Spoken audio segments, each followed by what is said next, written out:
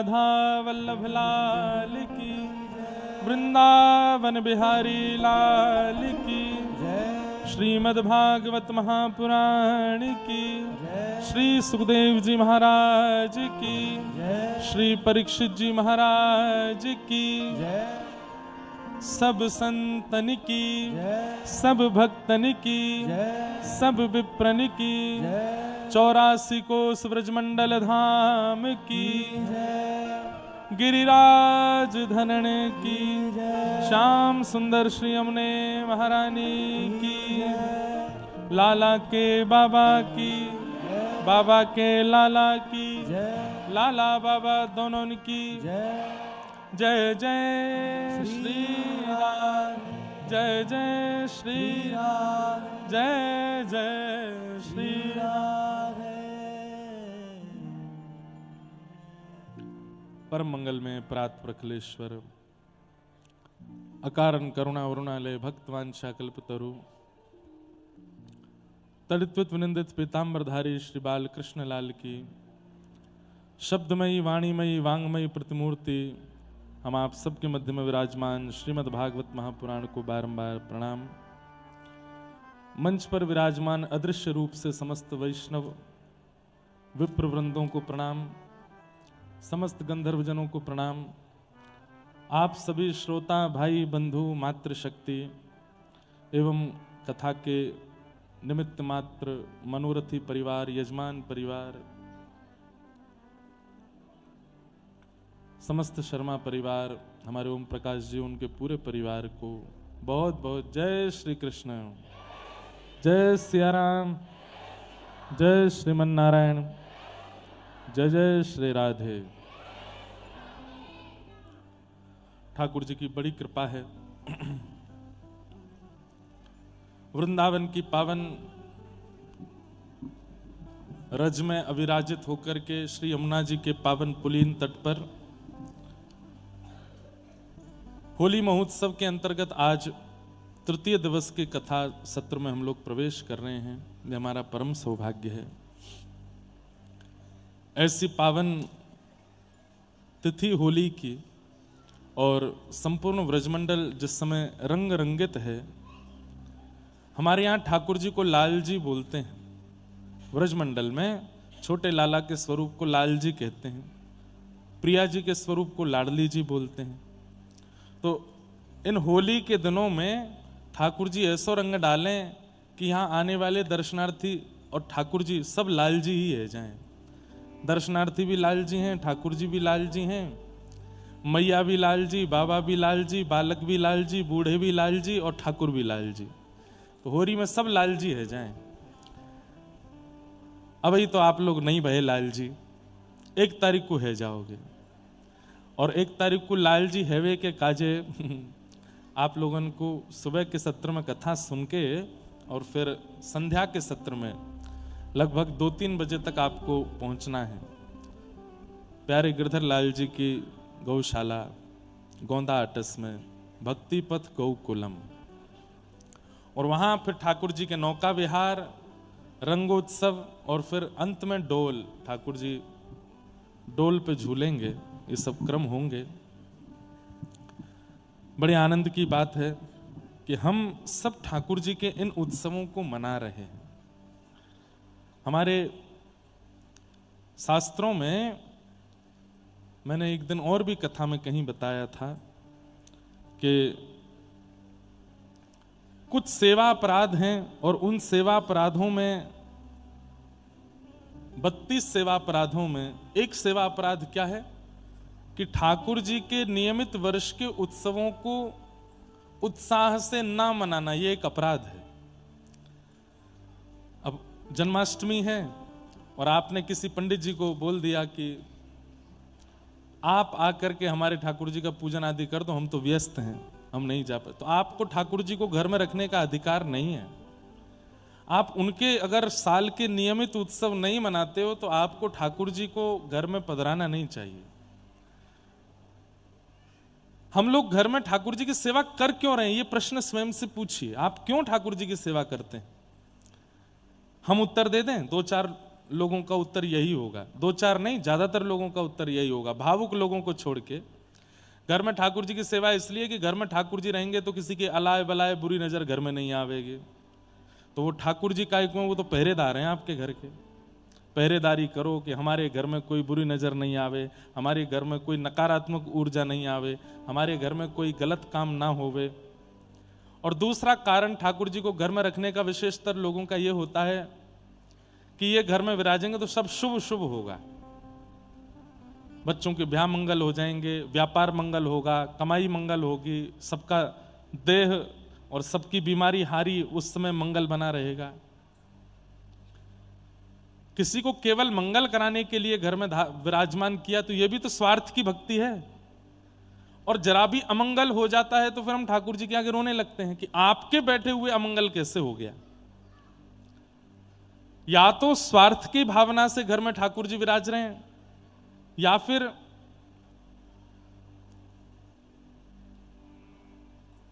घर की सुरक्षा की भावना से घर में ठाकुर जी विराजमान कर रखे हैं। तीसरा कोई विशेष कारण ज्यादातर लोगों का ठाकुर जी विराजमान करने का नहीं है। हाँ, तीसरा एक कारण और है, किसी से इंस्पायर हो गए, इंप्रेस हो गए कि अरे भाई ये तो ठाकुर जी की ऐसी सेवा करते हैं, स्नान कराते हैं, भोग लगाते हैं, ऐसे श्रृंगार करते, मैं भी करूं। 2-4 महीने में वो ठंडा हो जाता है, फिर व्यक्ति, फिर उससे सेवा नहीं होती। वो माँ आप कर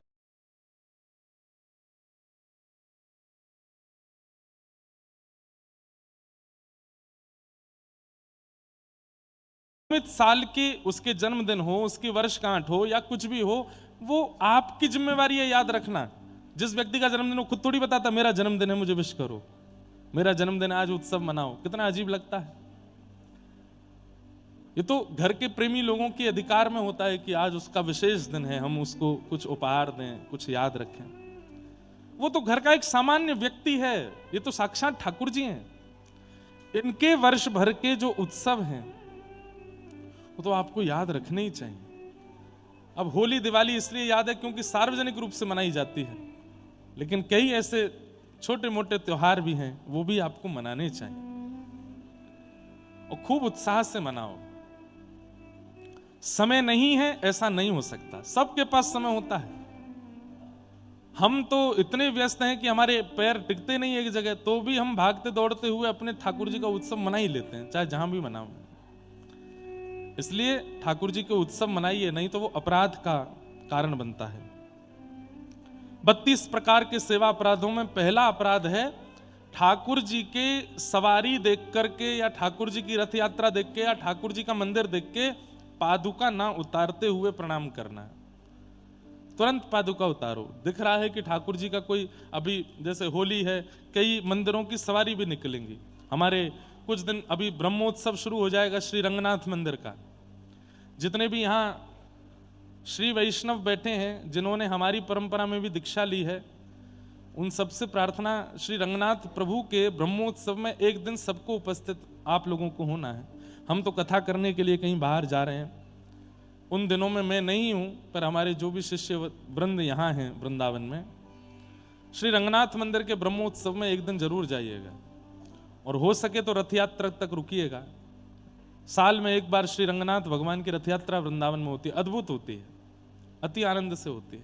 हम लोग छोटे छोटे तो खूब जाते थे, रंग जी के मेले में झूला झूलते थे, आतिशबाजी होती थी उसको देखते थे, रंगनाथ प्रभु का रथ निकलता उसको खींचते थे।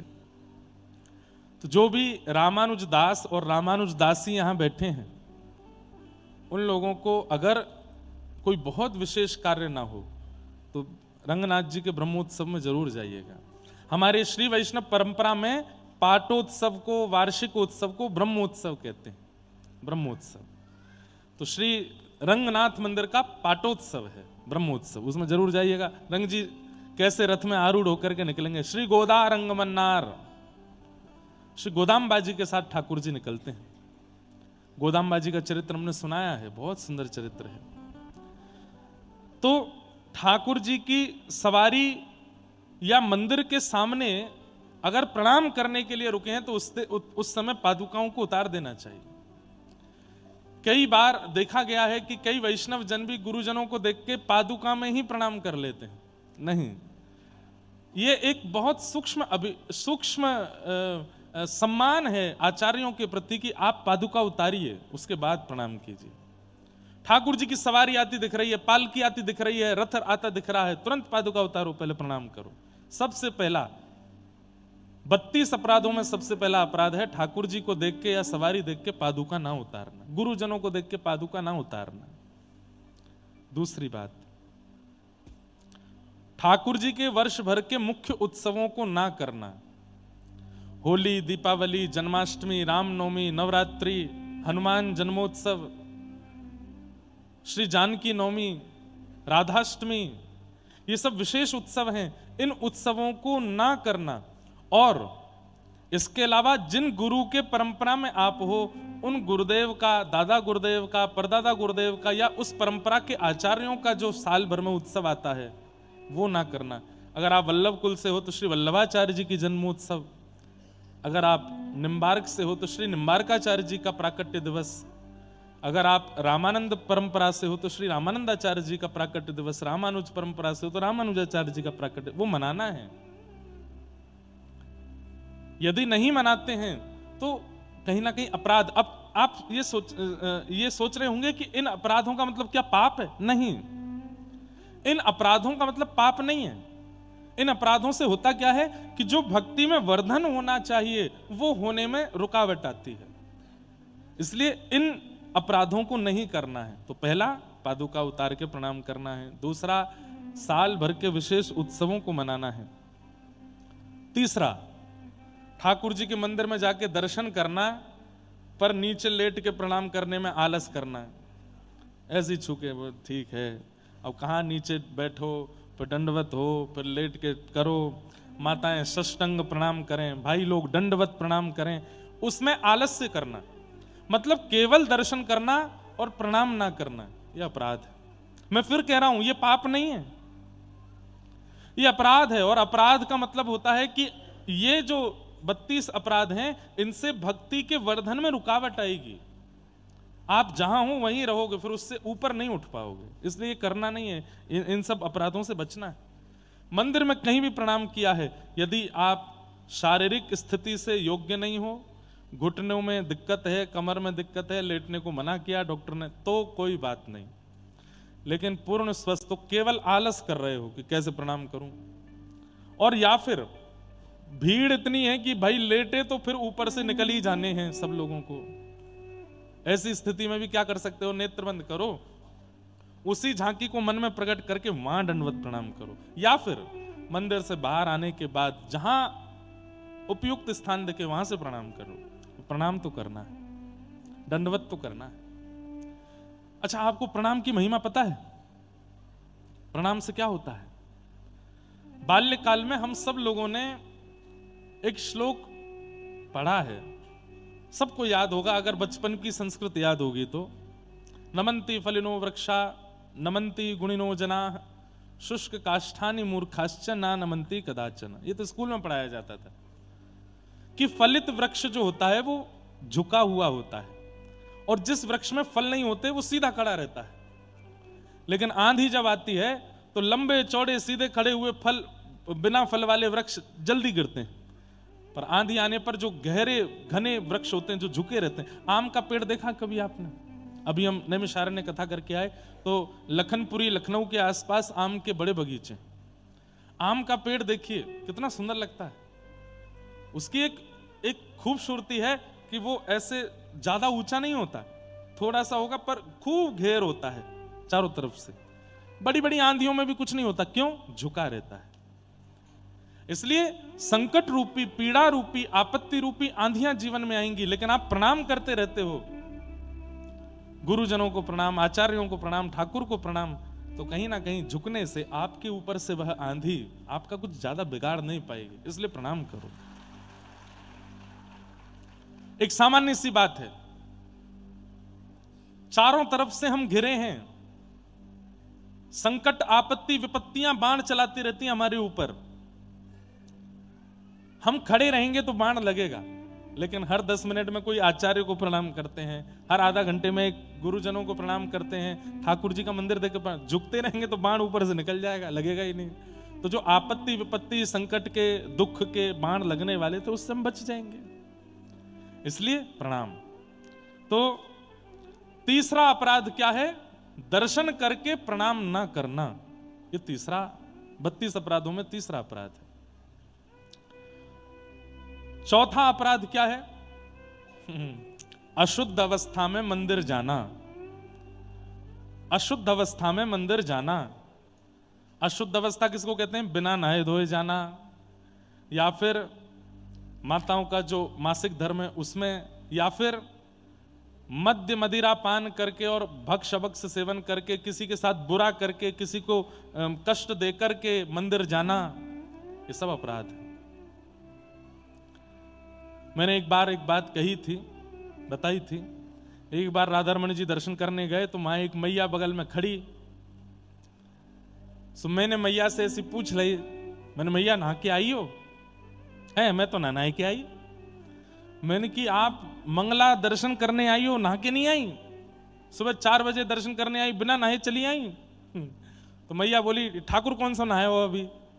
ये भी तो नहावे जावे को, ये तो उठते ही दर्शन दे रहे हैं ठाकुर जी, अब स्नान करने जाएंगे। जब ठाकुर ही ना नहाया तो हम कैसे नहा के आए? पर ये ब्रज की मैया थी, उनकी भावना अलग है।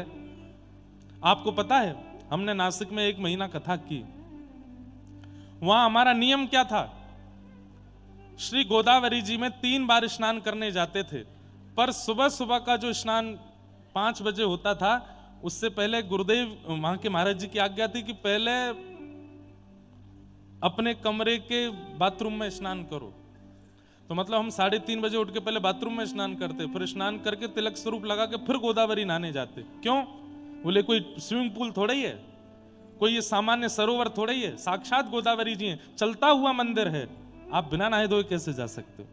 तो जो लोग बिना नहाए गंगा जी स्नान करने चले जाते हैं, यमुना जी, वो उल्टा पाप धो के नहीं, पाप करके आ जाते हैं। बिना नहाए नहीं जाना, स्नान करके जाना। चाहे आप हरिद्वार जाओ, चाहे आप प्रयागराज जाओ, आप जितने भी बजे स्नान करने जाइए तीर्थ नदियों में, पहले आप कक्ष में नहाइए, नए वस्त्र पहन के तिलक लगा के फिर वहां नहाने जाओ, क्योंकि वह भी एक मंदिर है। तो मंदिरों में अपवित्र अवस्था में जाना, अशुद्ध अवस्था में जाना, यह भी एक अपराध है। सब लोग ध्यान से सुनते जाइए। 2-3 लोग मुझे दिख गए, उनके लिए बोल दूं, कथा में आके सो जाना यह भी अपराध है। और सुनिए, जो सो गए हैं उनको कोहनी मार के उठा देना, यह बहुत बड़ा पुण्य है।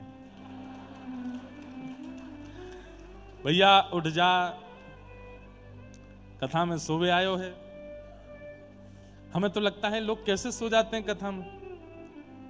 2-4 लोग ही सोते हैं, ज्यादा तो नहीं सोते। बाकी देखो ये कितने सब लोग, बैठने की जगह नहीं मिल रही है, लोग बाग बेचारे खड़े हैं, बाहर धूप है, फिर भी बैठेंगे जहां सहां। अब आगे बैठने वाले ही सो जाएंगे तो फिर कैसे काम चले? सोना नहीं है कथा में आके। और आगे बैठने वालों की बहुत बड़ी जिम्मेवारी होती है। क्यों? आपकी गतिविधि से पीछे वालों को कथा सुना रहे हैं हम। अब आपकी ही गतिविधि उटपटांग होगी, पीछे वाले बेचारे इतनी मेहनत करके कहीं खड़े होकर कथा सुन रहे हैं, कहीं किसी से जगह मांग के कथा सुन रहे हैं। एक व्यक्ति हमसे मिलने आया सुबह 10 बजे, महाराज जी परिवार सहित आया हूँ, सबको ले आऊं प्रणाम करने? मैंने लिया। बोले नहीं ला सकता। मैंने क्यों? बोले जगह घेर के बैठे हैं वो लोग कथा में, अगर वो आ गए तो फिर जगह चली जाएगी। मुझे कभी कभी मन में बहुत कष्ट होता है कि आप लोग कितना परिश्रम करते हो, और एक हम हैं, धीमे से आते हैं, ब्यास में जो बैठते हैं, कथा कहते हैं, चले जाते हैं, मिल भी नहीं पाते किसी से। पर हम अपनी स्थिति वास्तविकता रूप में बताएं तो हम बड़े घिरे रहते हैं बहुत चीजों में। और वृंदावन में पहले तो मैं कथा बाहर जैसे होती थी वैसे ही करता था। अब तो ऐसी स्थिति होगी, सुबह उठ के घर के काम देखो, वहां जाओ, उन संत के यहाँ जाओ, उनके उत्सव में जाओ, भागते दौड़ते हुए तिलक फोटा लगा के यहाँ बैठ जाओ, कथा सुनाओ। मतलब अब ज्यादा फ्री रहते नहीं, तो हमारी स्थिति भी कोई ज्यादा सामान्य नहीं। भैया इसको ठीक कर दो, हो सके तो। बहुत डिस्टर्बेंस है।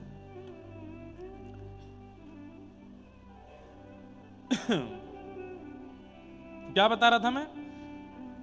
अशुद्ध अवस्था में मंदिर जाना, तीर्थ नदियों में जाना, और सुनो कथा में आना, बिना नहाए धोए कथा में भी नहीं आना चाहिए। अभी तो 3 बजे से होती कथा, तो कोई ऐसी बात नहीं। कई बार हमने सुबह सुबह की कथा की है 4 बजे। बहुत जल्दी मैं करने वाला हूं वही अकिंचन वाली कथा, बहुत याद आती है उस कथा की। और जयपुर में तो सबसे ज्यादा हुई है वो अकिंचन कथा में। कई भाई लोगों के मुंह से मुझे पता चल जाता था कि ये नहा के नहीं आए हैं। तो मैं उनसे, कई तो हमारे परिकर के ही, हमारे संगीतज्ञ और हमारे ब्राह्मण देवता, ये वाले संगीत वाले नहीं थे, दूसरे थे जो नहा के नहीं आते थे। ये तो सब नहा के आते हैं, बिना नहाए धोए भी आ गए। एक बार एक पंडित जी थे, कहीं कथा थी, ऋषिकेश में थी, सुबह सुबह वही 4 बजे। तो मैंने उनसे कहा, मैंने तुम नहाए नहीं हो? नहीं नहीं सरकार, हम सोए ही नहीं पूरी रात।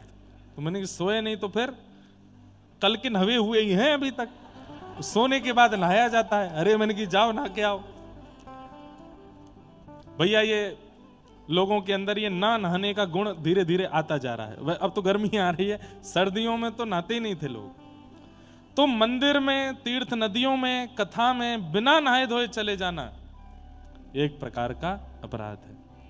अशुद्ध अवस्था में नहीं जाना है। 5वां अपराध क्या है, ये ध्यान से सुनने वाली बातें हैं। ठाकुर जी की परिक्रमा करना मंदिर की, और परिक्रमा जहां से शुरू की वहां पूर्ण जब हो एक, तो वहां रुकते ठाकुर जी को प्रणाम करना, फिर दूसरी परिक्रमा शुरू करना। उस बीच में प्रणाम ना करना यह भी एक अपराध है।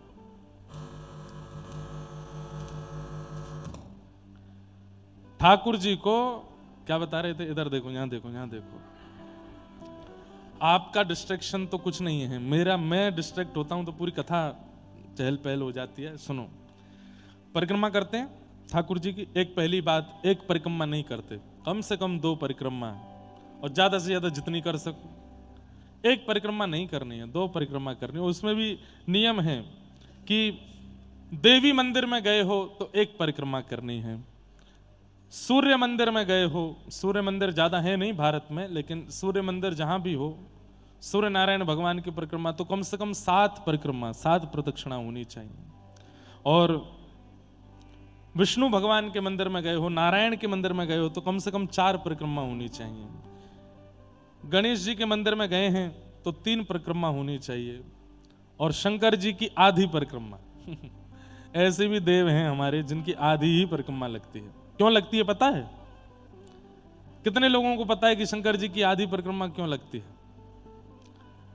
अब वही बात है कि हाथ खड़े कर लो, पूछेंगे थोड़े ही, कम से कम कैमरा में दिख जाएंगे कि हमको पता था। बहुत बड़ी कथा है ये, तो सुनाने के लिए हमको 1 घंटा लगेगा कि शंकर जी की आधी परिक्रमा क्यों होती है। क्योंकि शंकर जी जहां कहीं भी विराजमान हैं उस पूरे क्षेत्र को कैलाश रूप माना जाता है। और कैलाश मानसरोवर में एक क्षेत्र इलावृत क्षेत्र है जिसको सब लोगों के लिए प्रतिबंधित किया गया, वहां सबका प्रवेश वर्जित है। क्योंकि वहां केवल उमा पार्वती और श्री शिवजी ही विराजमान रहते हैं, वहां हर किसी को आना अलाउ नहीं है। तो इसलिए शंकर जी की जब हम परिक्रमा करते हैं तो वह इलावृत क्षेत्र मान करके उसको लांघा नहीं जाता, उसमें प्रवेश वर्जित है, इसलिए वहां आधी करके वहीं से लौट जाते हैं, आधी परिक्रमा। लेकिन जैसे गिरिराज जी हैं, जैसे कामतानाथ जी हैं, ऐसे पर्वतों की परिक्रमा आवे तो 1 कर सकते हैं, 1 परिक्रमा। अब गिरिराज जी की 1 ही कर लो, 2 करने जाओगे तो फिर सीधे गोलोक धाम में मिलोगे हमको। नहीं, कई लोग करते भी हैं।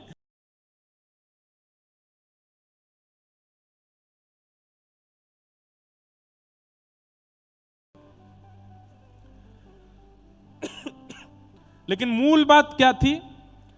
परिक्रमा जहां से शुरू करी वहां पुनः आकर के ठाकुर जी को प्रणाम करना है, फिर दूसरी परिक्रमा शुरू करनी, फिर दोबारा आके फिर प्रणाम कर। जैसे मंदिर में आप प्रणाम करें तो जैसे ही ठाकुर जी सामने आए प्रणाम करो, फिर लगाओ। प्रणाम ना करते हुए परिक्रमा करना यह भी एक अपराध है।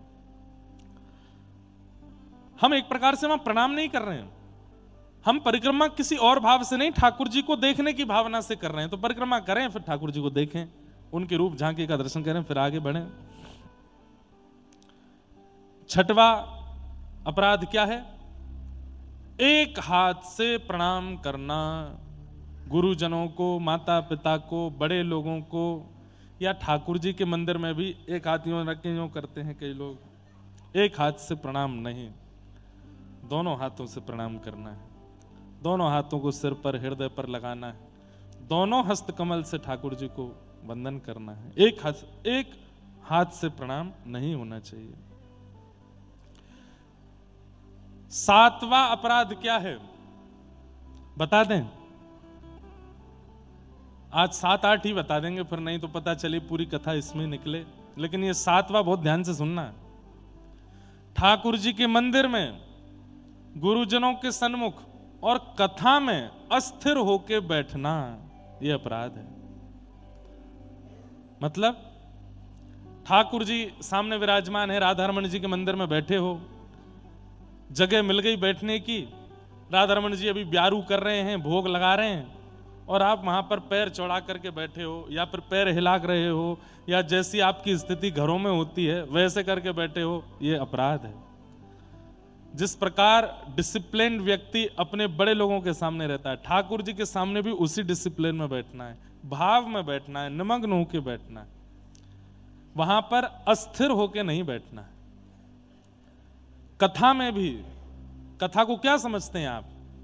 कथा कोई एक वो थोड़ी है कोई बस यहां जैसे चाहो बैठ जाओ। ठाकुर जी की कथा है, व्यासपीठ पर साक्षात श्री ठाकुर जी व्यास भगवान और ग्रंथ के रूप में विराजमान है, उनके सामने अस्थिर होना है। कभी सिर खुजा रहे हैं, कभी उबासी ले रहे हैं, कभी कान में उंगली डाल रहे हैं, कभी फोन देख रहे हैं, कभी ऐसे बैठे हैं, कभी ऐसे बैठे हैं, कभी यूं करके, कभी ऐसे बैठे हैं। नहीं, व्यास जी व्यास मंच पे बैठ जाते हैं, एक ही आसन में बैठे रहते हैं, आपको भी उसी आसन में ही बैठे रहना चाहिए। चाहे जांग में दर्द हो, चाहे कमर टूट जाए, पर एक बात बोलें, दर्द उनको होता है जो अस्थिर होते हैं, मन से अस्थिर होते हैं, स्थिर नहीं होते, उनको दर्द भी होता है, उनको सब पीड़ा होती है। पर जिनका मन लग गया कथा में, उनको फिर पीड़ा नहीं होती, वो 4 घंटे ऐसे बैठ के सुन लेते हैं कथा, कोई आपत्ति विपत्ति नहीं होती। तो कथा में अस्थिर होके बैठना, ठाकुर जी के मंदिर में अस्थिर होके बैठना, गुरुजनों के सामने अस्थिर होके बैठना, ये मर्यादा है, ये भैया आचार्य संहिता है भक्तों की, इसका ध्यान रखना पड़ेगा आपको। और एक बात बताऊं, आज से पहले आपको नहीं पता था और आपसे ये गलती हो गई तो उसका कोई अपराध आपको नहीं लगा, लेकिन आज सुनने के बाद में अगर नहीं किया तो अपराध लगेगा। अब आप अपराध के भागीदार बनोगे, क्योंकि आपको पहले ही बता दिया गया था। अब आप ऐसे वैसे कुछ भी नहीं कर सकते, आपको उसका ध्यान रखना पड़ेगा, हैं? हाँ, नहीं नहीं नहीं, वो तो कीर्तन जरूर होना है, लेकिन बैठ जाओ। भैया कह रहे हैं कीर्तन हो तो खड़े होकर नृत्य करें कि नहीं? वाग गदगदा त्रवते यस्य चित्तम रुदत्य भिक्षणम हसति क्वचिच्च विलज्ज उद्गायत नृत्यते च मद्भक्ति युक्तो भुवनम पुनातु। ठाकुर जी कह रहे हैं। अब लेकिन इसमें एक बात ध्यान देने की है, पता चल रहा है कि कैमरा है सामने, हमारे परिवार के लोग देख रहे होंगे कि तुम कीर्तन में नाचे थे कि नहीं। कल फोन आया था कि तुम कथा में तो दिखे नहीं हमें। अच्छा, तो आज कीर्तन में उठ के दिखा दूंगा कि मैं बैठा था, इसलिए नहीं उठना है। नहीं नहीं नहीं, ये तो देखिए ये दिखावा हो जाएगा, ये पाखंड हो जाएगा, ये बनावटी हो जाएगा। हम आपसे प्रार्थना करें, किसी के कहने पर, किसी को देख करके या किसी को दिखाने के लिए कीर्तनों में नृत्य कभी नहीं करना है। बस कीर्तन प्रारंभ हुआ, हम स्वयं को रोक नहीं पाए, कहते हैं विलज्ज उद्गायत नृत्यते च, बस भूल गए, तन की सुध नहीं थी, आगे कौन था पीछे कौन था, बस नाचने लगे, उसको नृत्य कहते हैं। वैसा नृत्य कर सकते हैं खड़े होकर के, जहां आप तन को रोक नहीं पाए। अच्छा, नृत्य में भी एक बात ध्यान रखनी चाहिए, मन हो रहा है कि थोड़ा नृत्य कर लें, थोड़ा नाच लें, तब भी थोड़ी देर अपने आप को रोक के रखो। लेकिन एक समय आवे कि अब तो रुक ही नहीं पा रहे हैं, अब तो बस नृत्य करना है, बस फिर नाचो, फिर नृत्य करो। वो नृत्य कीर्तन का उचित है। ये कोई डीजे थोड़ी है, यहां पे नाचना ही है ना। हम तो कहते हैं कि शरीर भले ही ना नाचे, पर मन नाचना चाहिए। मृत्यु अपने शरीर को तो मरणासन अवस्था में ले जाओ, केवल आत्मा नृत्य करे, भाव नृत्य करे, हृदय नृत्य करे। और जब तन ना रुक पाए तो फिर उसको भी नचाओ, उसको भी आनंदित कराओ। अब जैसे कोई गा रहा है नंद घर आनंद भयो जय कन्हैया लाल की, तो वहां पर अब कोई बैठा है, अब उसको देख के कितना अजीब लगता है कि भाई ठाकुर जी का उत्सव चल रहा, तुम कैसे बैठ सकते हो। नंद घर आनंद भयो जय कन्हैया लाल की जैसे ही गाया जाता है, आधे जनता तो अपने आप खड़ी हो जाती है नाचने के लिए। क्यों? उनके मन में इतना उत्साह आनंद हो जाता है कि ये तो ठाकुर जी का जन्मोत्सव हो रहा है, अब हम कैसे बैठ सकते हैं। श्री राधा रानी का नाम संकीर्तन, उत्ताल नाम संकीर्तन होता है तो व्यक्ति नृत्य करने लगता है, वो रोक नहीं पाता स्वयं को। वो नृत्य उचित है, पर दिखाने के लिए या किसी अन्य भाव से किसी की जबरदस्ती करने पर या ऐसे नहीं, वो नृत्य फिर अपराध है। विग्रह के सामने ठाकुर जी के मंदिर में कथा में अस्थिर होकर बैठना, ये एक वैष्णव, ये 32 नाम अपराधों में है। अब यहां और भी कई सारे मंदिर के और कथा के कई अपराध बताए गए हैं। पैर फैला के बैठना यह अपराध है। कथा में जाके या फिर मंदिर के सामने बैठ करके सो जाना, ठाकुर जी दर्शन दे रहे हैं हम सो गए, कथा चल रही है और हम सो गए, यह भी अपराध है। ठाकुर जी के दर्शन चल रहे हैं, सुंदर कथा चल रही है, और ऐसी स्थिति में कोने में छुप करके भोजन करना, यह भी एक अपराध है। वैसे एक बात बोलें, पानी भी नहीं पीना चाहिए। क्यों? व्यास जी ने पानी पिया, नहीं पी रहे तो हम क्यों पीवें। हाँ, कई बार ऐसा होता है जून जुलाई के महीने में इतनी ताबड़तोड़ गर्मी पड़ती है और 3 घंटा कहते कहते गला सूख जाता है, या फिर कई बार बहुत सफर करने के कारण रात्रि नींद नहीं हो पाती, सुबह जाती कथा करते हैं तो गला सूखता है कथा में, तो बीच में हम कभी मिश्री या कुछ गले की औषधि लेते रहते हैं। कभी कभी डॉक्टरों की आज्ञा से जल कम होता है शरीर में, तो कथा हमको तो 365 दिन कथा करनी है, इसलिए 365 दिन में 6 बार ऐसा होता होगा कि हम व्यासपीठ पर कभी पानी पी लें, बाकी रोज पानी नहीं पी सकते। तो यही अपराध बताया गया कि कथा चल रही हो, ठाकुर जी के दर्शन चल रहे हो मंदिर में, और वहां आप बैठ करके भोजन कर रहे हो, जलपान कर रहे हो, यह भी एक अपराध है। यहां तक कि मंदिर से जो प्रसाद मिले ठाकुर जी के सामने उसको रखिए, बाहर निकल के पाइए, बाहर जाकर के उसको पा लीजिए। अब पुजारी जी प्रेम से आपके मुखमंडल में ही पधरा दें तो बात अलग है, तो कोई दिक्कत नहीं है। मतलब परिस्थितियां देखनी चाहिए, हम अपनी तरफ से ना करें। योजना ही बन गई कि कोई आके पवा ही रहा है तो फिर उसमें कोई दिक्कत नहीं है। जैसे एक बार श्री जगन्नाथपुरी में दर्शन करने के लिए गया, हमारे देवी भैया बैठे हैं पुरी से, तो जब आपके यहाँ आपने कथा कराई थी पुरी में, हमारे जो इस कथा के यजमान हैं, हम इनका नाम पता है बार बार क्यों ले, हम इनसे बड़े प्रसन्न रहते हैं, इनको नजर नहीं लगे किसी की, ये इतने बढ़िया हैं, पूरा परिवार। जैसे कह दो, आपको पता है इस कथा के लिए 3 जगह बदली जा चुकी हैं, और 10 दिन पहले हुआ कि नहीं फोगला में ही करेंगे। महाराज जी ठीक है, वहां करेंगे तो वहां कर लेंगे, वहां जाना तो वहां कर लेंगे। अरे आदमी परेशान हो जाता, भाई 500 लोग मेरे परिवार के आने वाले हैं, वहां जगह। लेकिन हम एक चीज देखें कि इतना सब कुछ परिवर्तन, फिर भी उनका हृदय स्थिर रहता है। तो महाराज जी ने कहा यहां तो यहां, महाराज जी कहेंगे वहां तो वहां कर देंगे। वहां ज्यादा खर्चा होगा, कोई बात नहीं, होगा ना, करेंगे वहां पे, जहां आप कह देंगे वहां करेंगे। इसमें हमको अपने लिए ये नहीं लगता कि हम जैसे कहते हैं वो राजी हैं, हमें लगता है कि ठाकुर जी की कथा इसी भाव से तो करानी चाहिए। हमारा सौभाग्य कि हमारे घर ठाकुर जी आ रहे हैं, हमारे घर पर कृपा करने ठाकुर जी कथा लेकर के आ रहे हैं, वो जैसे चाहे हम उनकी वैसी व्यवस्था करेंगे। जगन्नाथपुरी में कथा हुई, वहां पर भी इतनी उत्तम व्यवस्था सबकी, रहने खाने पीने की, हमारा भी बड़ा आनंद का। सुबह कथा होती थी, शाम को दर्शन होते थे, खूब आनंद होता था। तो पुरी में मैं रोज जगन्नाथ जी के दर्शन करने जाता। अंतिम दिन मेरे मन में भाव आया कि हे जगन्नाथ जी, हमने जो कथा कही, आप उस कथा से प्रसन्न थे कि नहीं, इसका प्रमाण मुझे दीजिए। और इसका प्रमाण मैं तब मानूंगा कि आपके भीतर से, मंदिर से कोई महाप्रसाद लेकर के आवे। और सुनिए, थोड़ा कठिन बनाया मैंने, महाप्रसाद तो रोज ही कोई ना कोई दे देता मंदिर में, हमने कहा महाप्रसाद कोई भीतर से लेके आवे और मैं हाथ ना पसारूं, वो सीधे मेरे मुख में ही डाले, तो मैं मानूंगा कि आप कथा से प्रसन्न थे। अब ये मन में सोचने के बाद मैं खुद ही घबरा रहा था। मैंने कि ज्यादा कठिन टास्क नहीं दे दिया मैंने?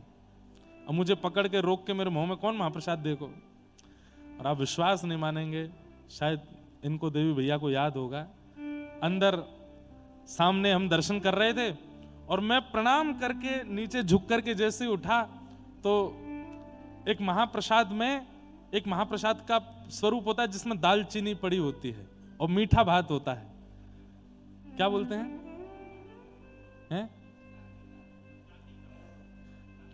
तारिता, कालिता, कानिका, वाह कानिका।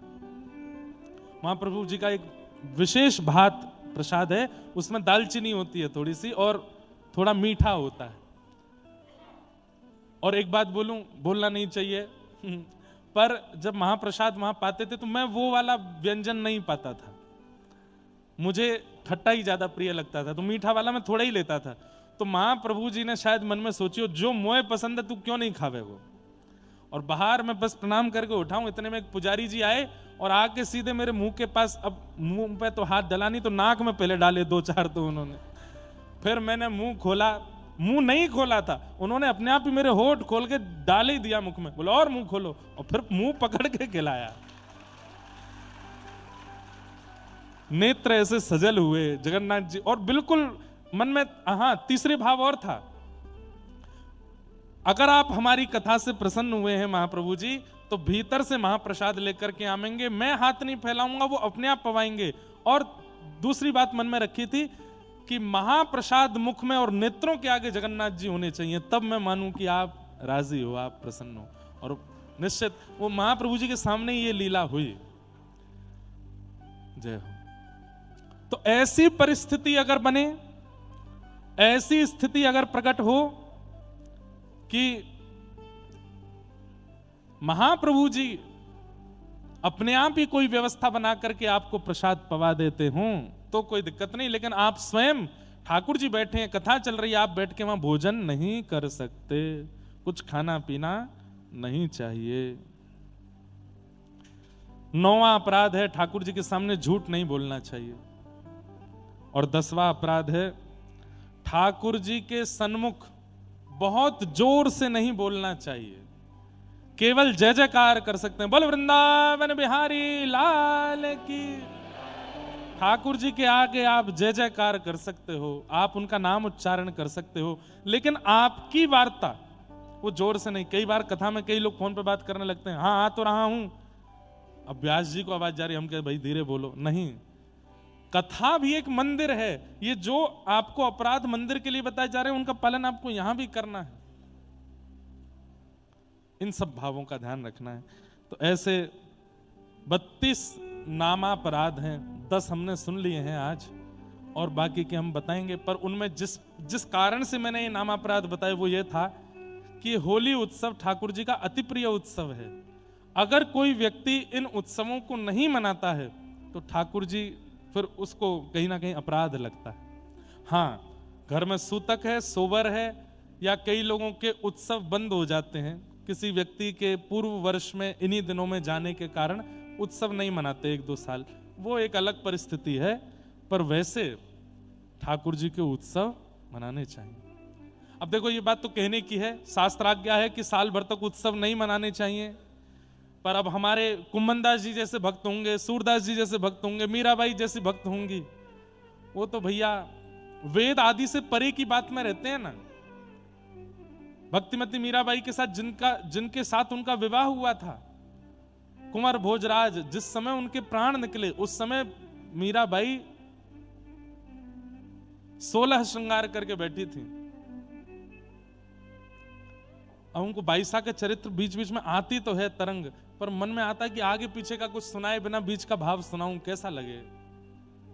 उस दिन 16 श्रृंगार बाईसा ने इसलिए किया था जबकि उनके पति जो थे वो बहुत दिन से जख्मी थे और उस समय के जो चिकित्सक थे उन्होंने कह दिया था कि बहुत ज्यादा समय नहीं है इनके पास। तो बाईसा की गोद में सर रखा था, पहली बार स्पर्श हुआ बाईसा का। उन्होंने कभी स्पर्श नहीं किया मीराबाई का। मीराबाई का स्पर्श करते हुए क्या बोले कि जिनको तुम देखती हो उनका दर्शन मुझे एक बार करा दो।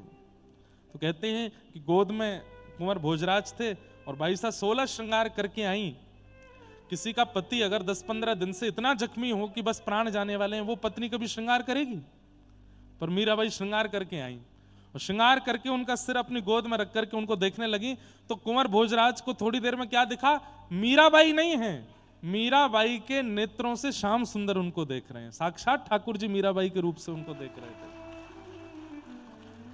और बस नेत्रों से अविरल अश्रुधार बाईसा को देखते देखते और वहीं प्राण त्याग दिए। उसी समय मीराबाई की ननद, सास और घर के सब चिढ़ने जलने वाले लोग उसी समय आए और पता चला, सैनिकों ने बताया, बोले कि राजकुमार तो प्राण त्याग चुके। राजकुमार के मृतक शरीर पर ध्यान नहीं गया, सबका ध्यान गया ये सज धज के बैठी है, ये 16 श्रृंगार करके बैठी है। पिछले 12-15 दिन से ये जख्मी था, इसको श्रृंगार करने का अवकाश मिल गया।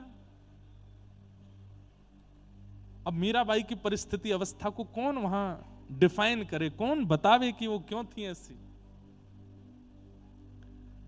तो भाई सूरदास श्रेणी के, मीराबाई श्रेणी के बिल्कुल निर्गमता श्रेणी में चले गए हो तो फिर आपको कोई अपराध नहीं लगेगा। आपकी स्थिति फिर अलग है, आप एक नई रेखा खींच दोगे। अब गोविंद दास ठाकुर जी के साथ वन में खेल रहे थे और खेलते खेलते ठाकुर जी बोले, ए गोविंदा चल घोड़ा बन, मुझको सवारी करनी है।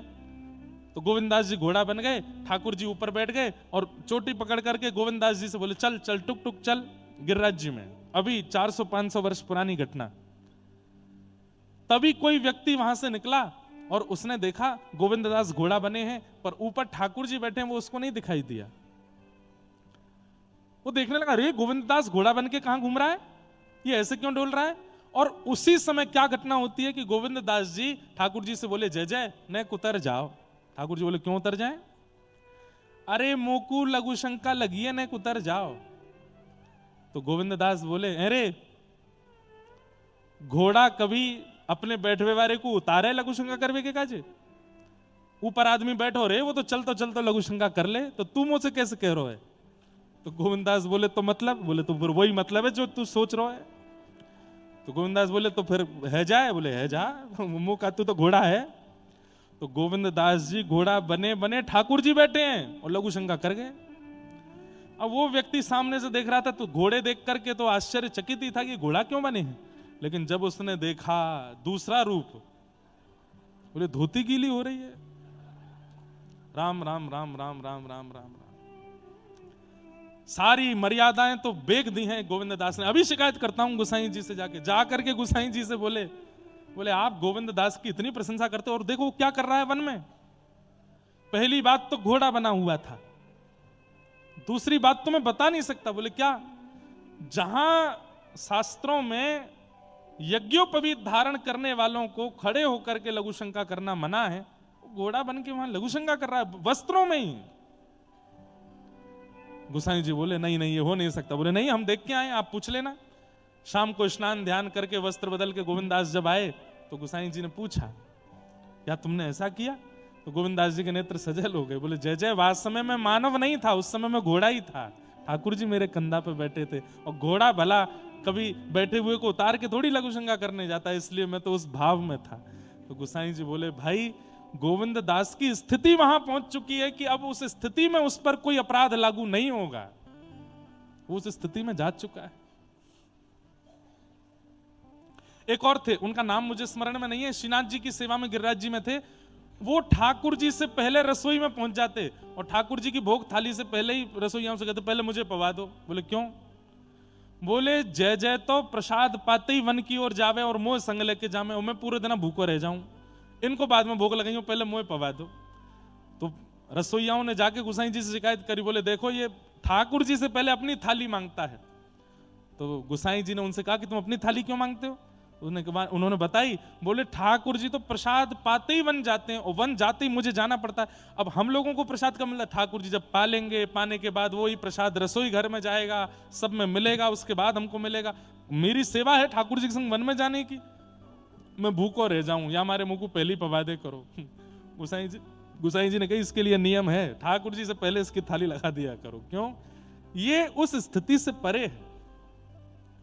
तो भाई स्थिति से परे हम अभी नहीं हैं, इसलिए हमको अपराध लगेंगे, इसलिए ये बातें आपको माननी पड़ेंगी। स्थिति से परे हो जाओगे तो अपराध, लोग बाग तो टोकेंगे आपको कि ये अपराध है, ये गलत है, ये पाप है, पर आपको कोई अपराध पाप लगेगा नहीं।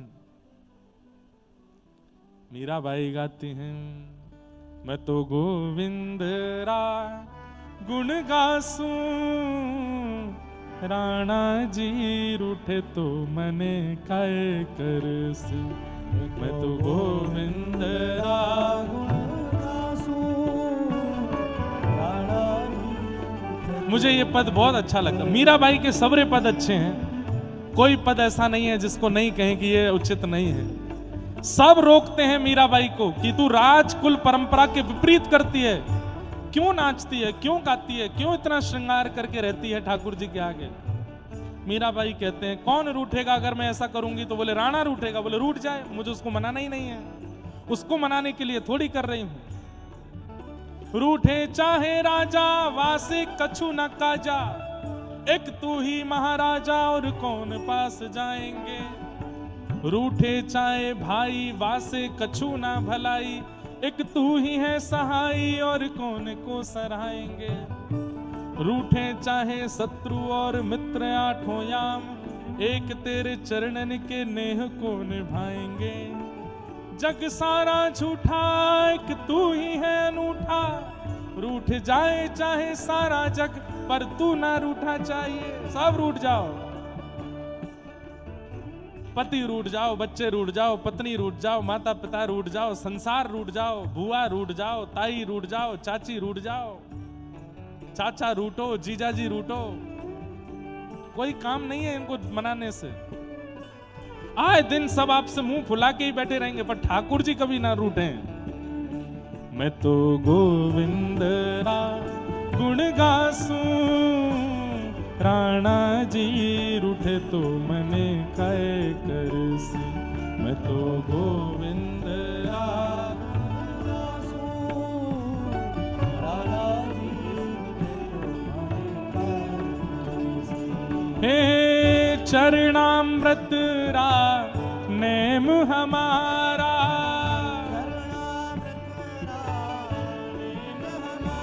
ओ चरणामृत रा नेम हमारा,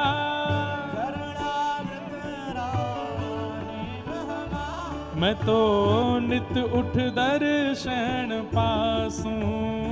मैं तो नित उठ दर्शन पासूं। ओ हरि मंदिर मां नृत्य करासा, हरि मंदिर हरि मंदिर मां नृत्य करासा। मैं तो घूंघरिया घम खासूं। मैं तो हाँ, मैं तो घूंघरिया घम खासूं। मैं तो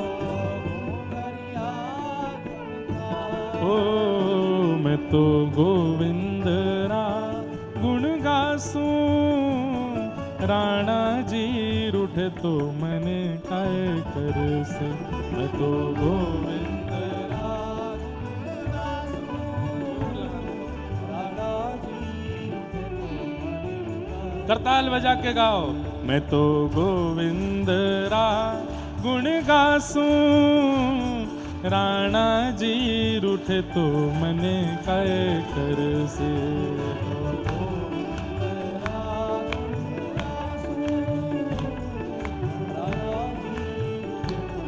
गिरधर गोपाल की जय।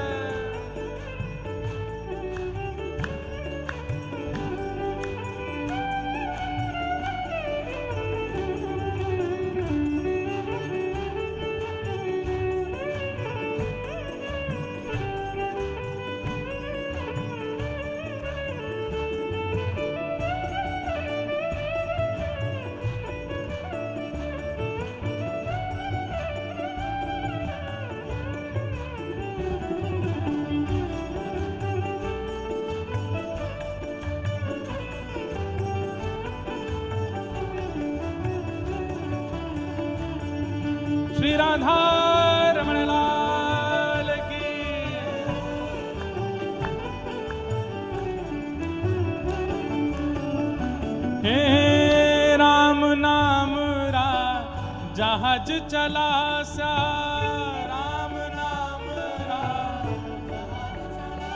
ओ राम नाम राम, जहाज चला स्या राम नाम राम, जहाज चला। मैं तो भव सागर तर जासूं, मैं तो भव सागर तर जासूं, ओ मैं तो भव सागर तर जासूं,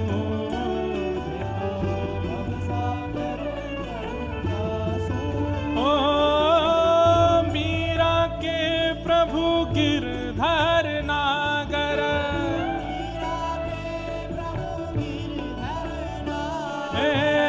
मीरा के प्रभु गिरधर नागर,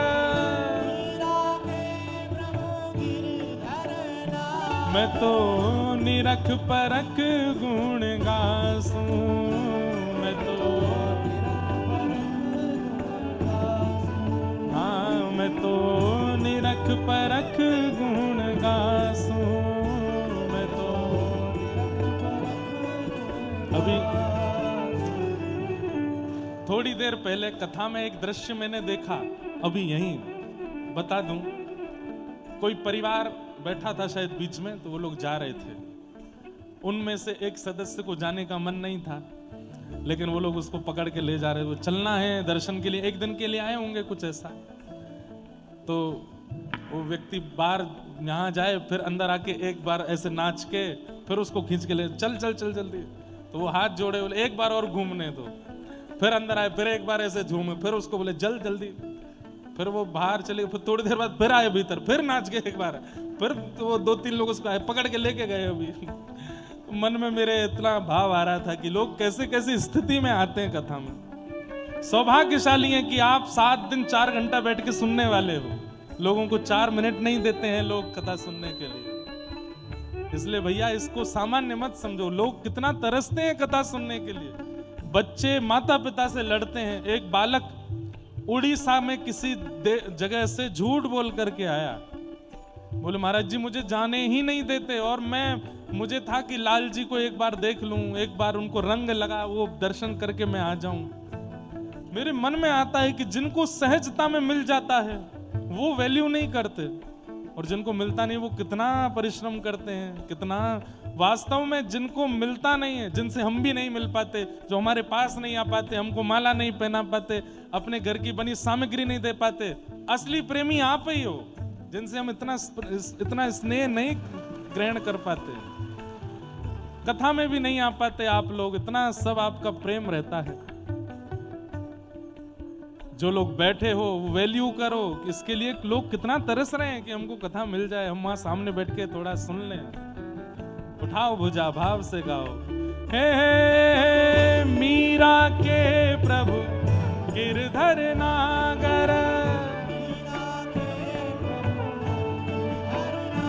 ओ मीरा के प्रभु गिरधर नागर,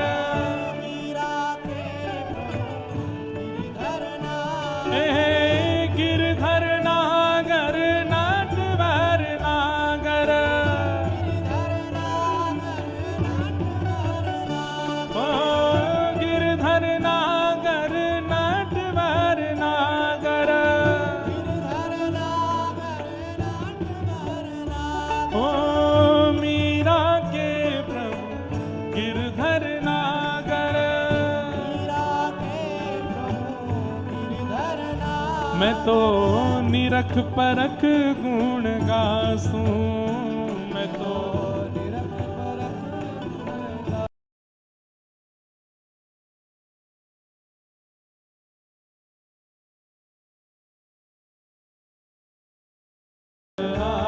गुण गासूं,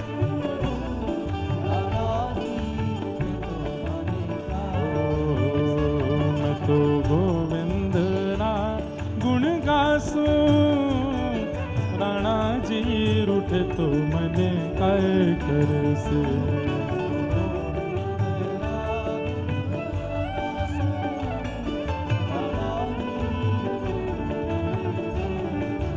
ओ मैं तो गोविंद रा गुण गा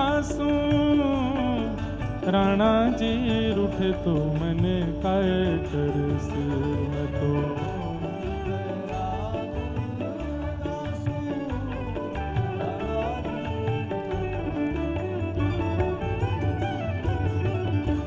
ऐसे मीराबाई, उन्हें चिंता नहीं। तो जो इस परिस्थिति में, इस स्थिति में आ चुके हैं, उनके लिए अपराध नहीं है। और जो इस स्थिति भाव के अभी अधिकारी नहीं बने, उनको तो अपराध लगेगा अगर वो कुछ अनुचित कृत्य करेंगे तो ऐसी भावनाएं हैं। ये सब विषय हम लोग सुन रहे थे। अब आगे के क्रम में हम लोग चलते हैं। नैमिषारण्य क्षेत्र में 88,000 सौनकादि ऋषि सूत जी से कथा श्रवण कर रहे हैं। और श्री सूत जी महाराज कथा सुनाते हुए उन सबको बताते हैं, सवै पुंसाम परो धर्मो यतो भक्तिर अदुक्षजे अहैतुक्य प्रतिहता ययात्मा संप्रषेदते। बहुत ध्यान से सुनिएगा सब लोग। हम सबका परम धर्म क्या है, परो धर्म क्या है? ठाकुर जी के प्रति आस्था रखना ये धर्म है। ठाकुर जी के प्रति विश्वास रखना ये धर्म है।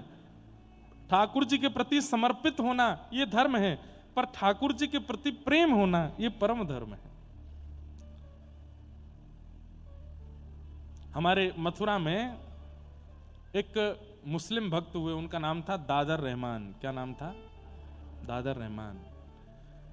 एक मुस्लिम परिवार में उनका जन्म हुआ। दूर दूर तक ठाकुर जी से कोई संबंध नाता नहीं था उनका। मदरसा पढ़ने के लिए जाते थे, लेकिन बड़े सीधे थे। हमने कहा ना कि निष्कपटता बहुत आवश्यक है जीवन में। सब लोग इधर देखो, ध्यान से सुनो, ध्यान से सुनो। मन में कभी कभी चिंतन होता है कि जिसका कभी भजन नहीं हुआ, जिसने कभी नाम जप नहीं किया, जिसके संस्कारों में भक्ति नहीं, उसके चित्त पर ठाकुर जी कभी कभी इतना असर कैसे कर देते हैं। भाई देखो, हम हिंदू हैं, कोई मुस्लिम है, कोई किसी बिरादरी से है, कोई किसी जाति से है या किसी समुदाय से है, पर छल कपट ईर्षा द्वेष अभिनिवेश अहंता ममता ये तो सबके जीवन में होता है। छल कपट निर्मल मन ये तो सबके जीवन में होता है। ठाकुर जी ने ये नहीं कहा कि हिंदू ब्राह्मण कुल में जन्म लोगे तो मेरी प्राप्ति होगी। ठाकुर जी कह रहे हैं निर्मल मन जन सो मोहि पावा। सो मोहि पावा का मतलब है सर्वव्यापकता। जिसके मन में ये निर्मल मन जिसका होगा, मोह कपट छल छिद्र ना भावा, छल छिद्र जिसके चित्त में नहीं है, वो चाहे जो हो मुझे प्राप्त कर लेगा। तो दादर रहमान छल कपट से रहित थे, मन बड़ा निर्मल था इनका। भले ही मुस्लिम परिवार में जन्मे थे, लेकिन ईद आदि के मौके पर जब हिंसा होती थी तो ये अपने घर में छुप करके बैठते, बहुत रोते। इनकी माँ बोलती, क्यों रोते हो? मुझसे देखा नहीं जाता, आप जीव को क्यों मारते हो? उसको भी तो जीने का अधिकार है। कोई व्यक्ति हमारे पेट को भरने के लिए थोड़ी जीवित होगा। क्या हो गया है? हैं? मम्मी खो गई, बालक मिल गया, मम्मी खो गई। वो हंस और रहा है बालक, मम्मी खो गई। भैया इनको कैमरा वाले भैया दिखा देना एक बार। इनकी मम्मी जहां कहीं भी हो, अपने बालक के पास आ जाओ, देख लो है कोई मम्मी इनकी। थोड़े और ऊपर उठ जाओ। क्या नाम है इनका? है अभिनव, अर्नव। कहां से हैं? हैं? कहां से? नोएडा से। नोएडा से भैया अर्नव जी हैं। इनकी माता जी जहां भी खोई हैं मिल जाओ। देखिए क्या भैया, दूर दूर तक माता जी हैं। कहीं से आवाज तो आ रही है। अगर माता जी नहीं मिली तो फिर इनको ब्रजवासी बना देंगे। वो बालक कितना खुश है, वो बहुत प्रसन्न है। माता जी भैया जहां कहीं भी हो, एक बार भैया इनको बाहर डुला के ले आओ, एक बार बाहर घुमा लाओ। क्या पता वो बाहर इनकी प्रतीक्षा कर रही हूं। लो, बच्चे खोते थे, माताएं मिलती थी। बालक मिल गया, माता जी खो गई। अद्भुत है। क्या बता रहा था मैं? दादर रहमान। पूरा चरित्र नहीं कहूंगा, थोड़ी सी बात बता दूं उनकी। बहुत अच्छा चरित्र है, रोज आएंगे आप, ऐसा चरित्र है दादर रहमान का। एक तो होता है कि आप प्रयास कर रहे हो ठाकुर जी को प्राप्त करने का, एक होता है ठाकुर जी प्रयास कर रहे हैं आपको प्राप्त करने का। वो बात लागू होती है दादर रहमान के चरित्र में। मथुरा के हैं, रोज अपने मदरसे पढ़ने के लिए जाते हैं। तो जो मदरसा जाने का रास्ता था, उस रास्ते में एक मंदिर पड़ता था, पर मंदिर के बाहर एक लकड़ी की एक आड़ जैसी थी, ताकि चलते फिरते लोगों को सीधे ठाकुर जी का दर्शन ना हो। जिसका मन हो वो भीतर आके दर्शन करे। तो ऐसे मुख्य द्वार था, मुख्य द्वार के बाद एक लकड़ी की एक ऐसे परत थी, ताकि चलते फिरता कोई भी मन चला दर्शन ना करे, जिसको करना अंदर आवे। पता नहीं कैसे एक दिन रात्रि में वो लकड़ी की जो आड़ थी वो टूट गई। अब उसकी मरम्मत कराने के लिए पुजारियों ने किसी को बोला, उसने कहा कि 10-15 दिन लगेंगे। अब इसको आप कृपा नहीं कहोगे तो ठाकुर जी को देखना है उसको और दिखवाना है खुद को। तो कई बार ऐसा होता है कि अन्य मजहब के लोग जब होते हैं, वो दूसरे मजहब के लोगों को देखना चाहते हैं कि भाई ये करते क्या है, इनके में क्या हो रहा है। हम लोगों को भी कभी हमारे मुस्लिम लोग जब दिखते हैं तो हम देखते हैं उनकी ओर कि क्या करते हैं, इनके नियम क्या है, इनके कर्म क्या है, क्या क्या कैसे होता है। तो ऐसे ही मंदिर के आगे से रोज निकलते थे, कभी दिखे तो थे नहीं ठाकुर जी। पर आज दादर रहमान छोटा बालक मदरसा पढ़ के लौट रहा था, जैसी उसकी दृष्टि पड़ी अंदर, आज वो दीवार नहीं थी, तभी त्रिभंग ललित श्याम सुंदर और बगल में किशोरी जी खड़ी हैं, वो झांकी दिखी तो रुक गया। या कहो 4 कदम आगे बढ़ गया था, 3 कदम पीछे आया, फिर देखा और बाहर से ही देखता रहा। और देखते देखते अब ये तो पता ही होता है सब लोगों के ठाकुर जी हैं और ये इनकी प्रियसी श्री किशोरी जी हैं, श्री राधा रानी हैं, इतना तो उसको भी पता था। अच्छा, ये हिंदुओं के भगवान हैं, कितने प्यारे हैं, इनका मुखमंडल कितना सुंदर है, इनके नेत्र कितने प्यारे हैं, इनके गाल कितने सुंदर हैं, इनके हाथ कितने सुंदर हैं, ये खड़े कितने प्यारे हैं, कैसे त्रिभंग लली ऐसे बन के खड़े हैं। वो बस ये, उसको कुछ और नहीं पता है, वो केवल झांकी देख रहा है। देखता रहा, देखता रहा, देखता रहा। थोड़ी देर बाद कुछ ब्राह्मण लोग वहां आ गए और उन्होंने जब उसको मंदिर के अंदर देखते हुए देखा तो ऐसे थोड़ा घूर करके उसकी ओर देखा, तो डर के मारे वो वहां से चला गया। लेकिन घर गया, अब वो पानी भी पी रहा है। पानी पीने में कितना लगता है? 5 सेकंड, लेकिन वो मुख से लगाए पात्र को बस सोच ही रहा है। कैसी छवि थी, पोशाक कितनी अच्छी थी, बाल कितने सुंदर थे, नेत्र कितने अच्छे थे। मां घर से बाहर बार बार जाने नहीं देती थी, मौका ढूंढ रहा है मैं कैसे दोबारा जाऊं। तो एक ही उपाय था, कल जब मदरसा जाऊंगा तो फिर देखूंगा। तो बस रात भर यही है, रात्रि तुम जल्दी जाओ, जल्दी से सुबह उदय हो। सूर्य उदय होते ही पिताजी ने बैठा दिया, नमाज पढ़ो। तो जो भी क्रम था वो अपना करने लगा।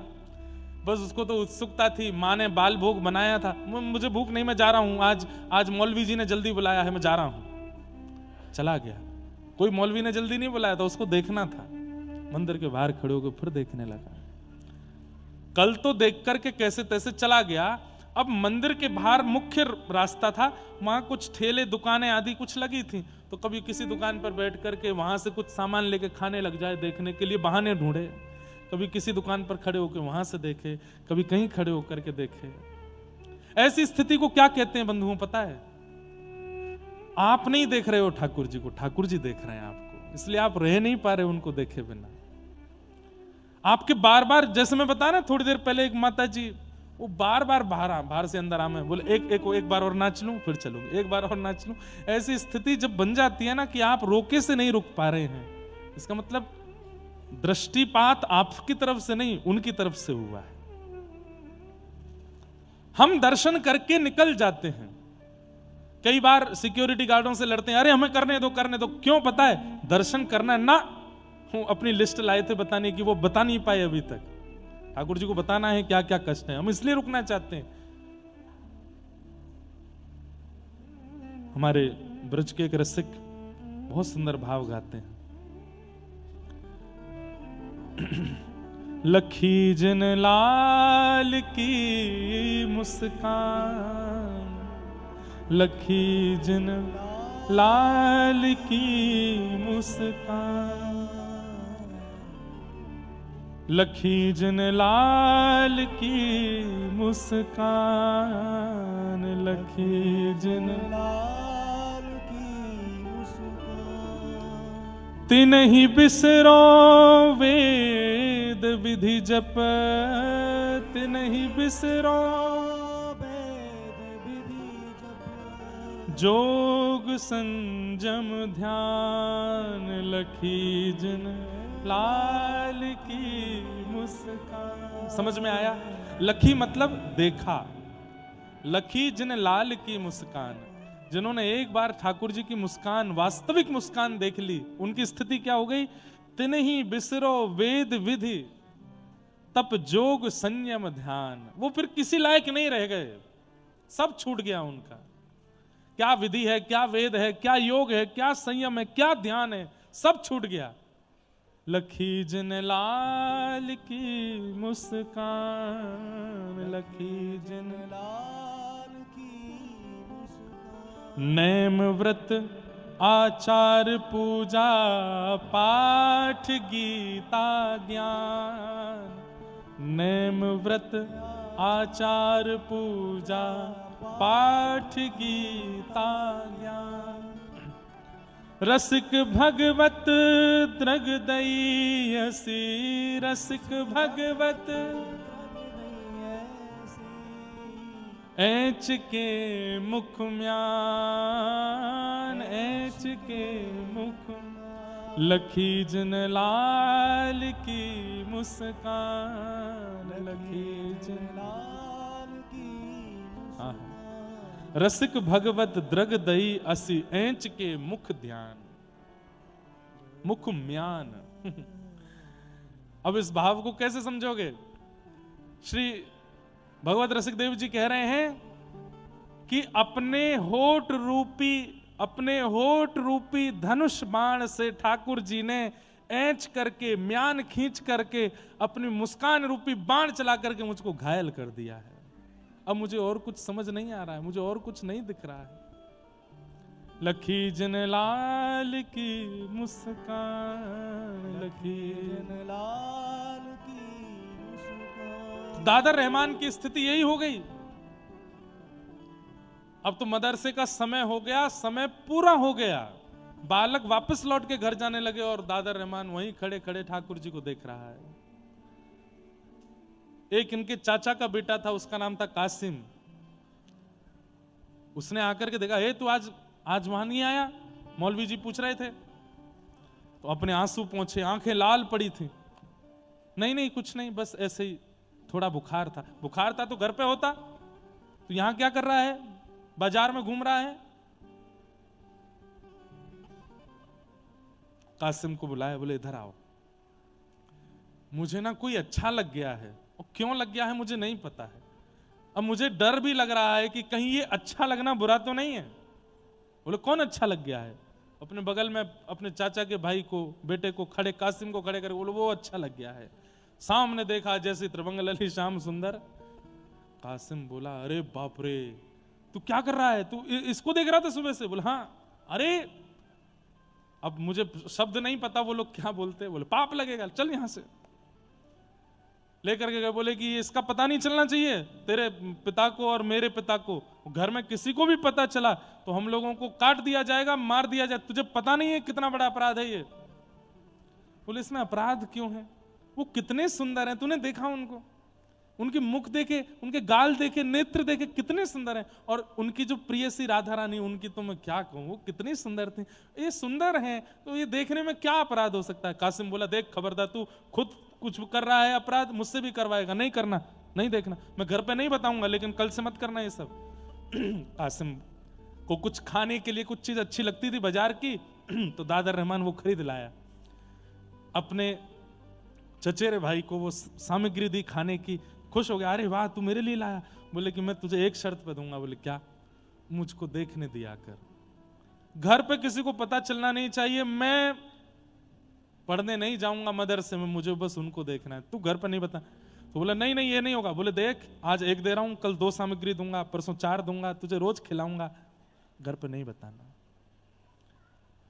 कैसी अद्भुत लीला है। तो कासिम घर पे ना पता चले इसकी पूरी व्यवस्था करता था, और वहां जाके मौलवी जी को रोज बोल देता था वो तो बीमार पड़ा है, उसको तो कुछ पेट में दिक्कत हो गई है, उसको ऐसा हो गया है वैसा हो गया है, इसलिए वो नहीं आ रहा है। 4-5 दिन निकलने के बाद कासिम बोले देख आज मौलवी जी कह रहे थे अगर दादर नहीं आया तो मैं उसके घर जाके देख के आऊंगा उसको, भाई क्यों नहीं आता है वो। तो दादर रहमान दूसरे दिन चला गया पढ़ने। 4-5 दिन बाद तो मौलवी जी ने बैठाया, बोले कहाँ था तू, क्या था, क्या कर रहा था, तो सब उसने झूठ वूठ बोल के किया।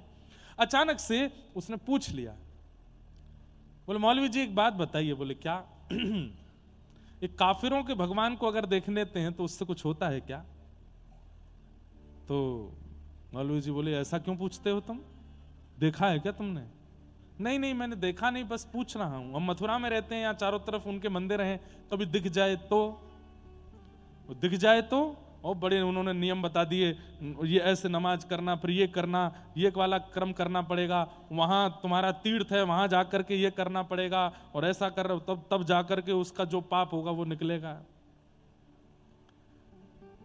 दादर रहमान बोला बहुत कठिन है, नहीं करना मुझे।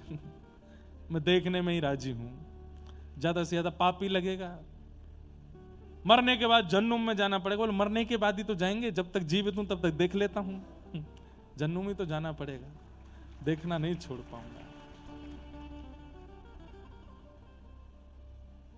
हम लोगों को कितनी सहजता है कि हम देख सकते हैं, हम सुन सकते हैं, हम गा सकते हैं, हम सब क्रिया कर सकते हैं, पर कई लोग हिंदू होते हुए भी उनके घर के लोग अलाउ नहीं करते कथा सुनने के लिए, मंदिर जाने के लिए, वृंदावन जाने के लिए, प्याज लहसुन छोड़ने के लिए, मांस मदिरा छोड़ने के लिए घर के लोगों की अनुमति नहीं है। खाओ पीना पड़ेगा, खाना पड़ेगा। ऐसे ऐसे परिवार भी आते हैं। कासिम ने एक दिन कहा, बोले देख तेरा बहुत ज्यादा हो गया है ये, तू रोज रोज यहां खड़े खड़े, और तू रोने लग गया आजकल, तुम्हारा रोता रहता है, ऐसे में ठीक नहीं है, मैं तेरे पिताजी को बता दूंगा। बोले मत बताना, बहुत मारेंगे और दर्शन करना बंद करवा देंगे, मुझे बहुत अच्छा लगता है इनको देखना। बोले मैं बताऊंगा। और कासिम ने जाकर के घर पर बता दिया कि दादर रहमान एक मंदिर के बाहर खड़े होकर दर्शन करता है। ये नहीं बताया रोज करता है, बस इतना कह दिया कि आज किया था, मैंने देख लिया था। इतना मारा पिता ने, इतना मारा कि हाथ की चमड़ी उधर गई दादर रहमान की। बोले तू इनके भगवानों को देखेगा, ऐसा करेगा, ये करेगा, रोते रहे।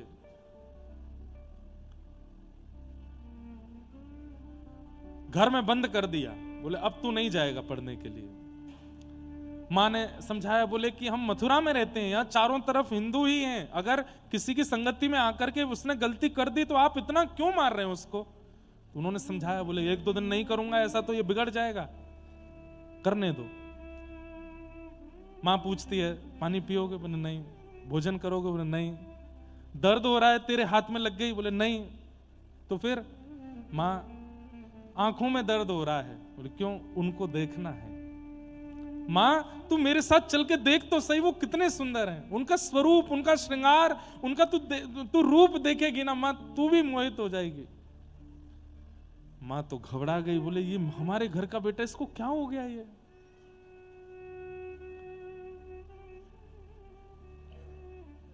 2-4-10 दिन तक दर्शन नहीं करने दिए, घर से बाहर नहीं जाने दिए।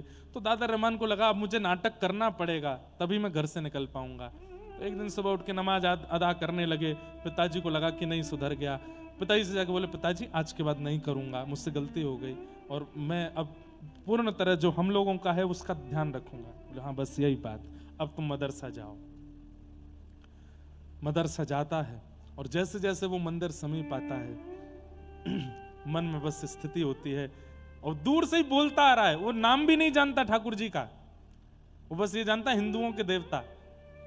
ए हिंदुओं के देवता, मैं तुमसे प्रार्थना करता हूं, मार्ग यही है, मुझे निकलना पड़ेगा सामने से। आज मुझे 2-4 दिन मदरसा जाने दो, मुझको रोकना नहीं, पर मैं एक बार तुमको देखूंगा। मुझे पकड़ नहीं लेना, मुझे जाने देना, पर मैं देखूंगा जरूर। और प्रार्थना भी कर रहा है, मुझे रोकना नहीं, पूरे दिन खड़ा कर लेते हो सामने। जैसे ही आया सामने और बड़े डर डर के देख रहा है, और जैसे ही देखा फिर रुक गया, वहीं देखता रहा। देखते देखते आंखों से आंसू, अब तो रोने लगा हाथ जोड़ के कि मैं ये बीच मझधार का कैसे हो गया हूं, मुझे या तो वहीं रहने दीजिए या यहां रख लीजिए, ये बीच में मेरे पिता मुझे मार देंगे, मेरे साथ क्या हो रहा है। पिता को पता चला था कि आज गया है पढ़ने के लिए, तो पीछे से देखने के लिए गए मौलवी से बात करने के, तो रास्ते में ही दिख गया। और जब उस स्थिति में देखा तो सोचो, पहले पता चलने पर जब खाल उधेड़ दी थी तो अब क्या किया होगा। इतना बुरा बर्ताव किया, इतना मारा कि बस प्राण नहीं निकले, पूरा मुख सूज गया, हाथ सूज गए, पैर सूज गए, और तब भी रो रहे हैं दर्द से, नहीं कि मैं उनको देखे बिना रह नहीं पा रहा। और वो अपने पिता को समझा रहे हैं, इसमें मेरा कोई वश नहीं है पिताजी, पता नहीं क्यों मेरे नेत्रों को वो सुहा गए। मौलवी बुलाए, झाड़ फूंक करने वाले बुलाए, तंत्र मंत्र करने वाले बुलाए कि हमारे बेटे पर कोई ऊपर का साया है, ये उनके देवता को देखता है। इतने सारे तावीज पहना दिए, गले में हाथों में गंडे पहना दिए, पैरों को सांकर से बांध करके घर में रखा कि वहां चला ना जाए।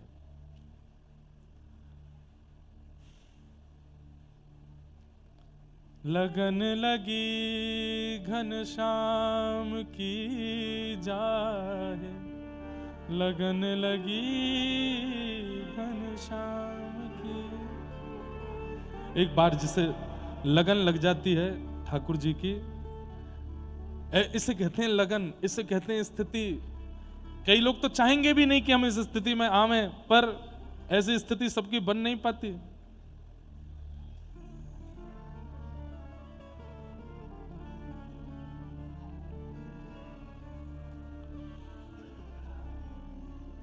लगन लगी घनश्याम की जाए, लगन लगी घनश्याम की। स्थिति कैसी हो जाती है? धरत कहूं पग परत है कितहूं, धरत कहूं पग परत है कितहूं, भूल जाए सुध धाम की।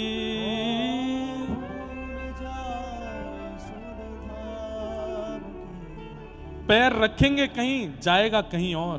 धरत धरत कहूं पग परत है कितहूं, भूल जाए सुध धाम की। लगन लगी घनश्याम की जाए, लगन लगी घनश्याम की।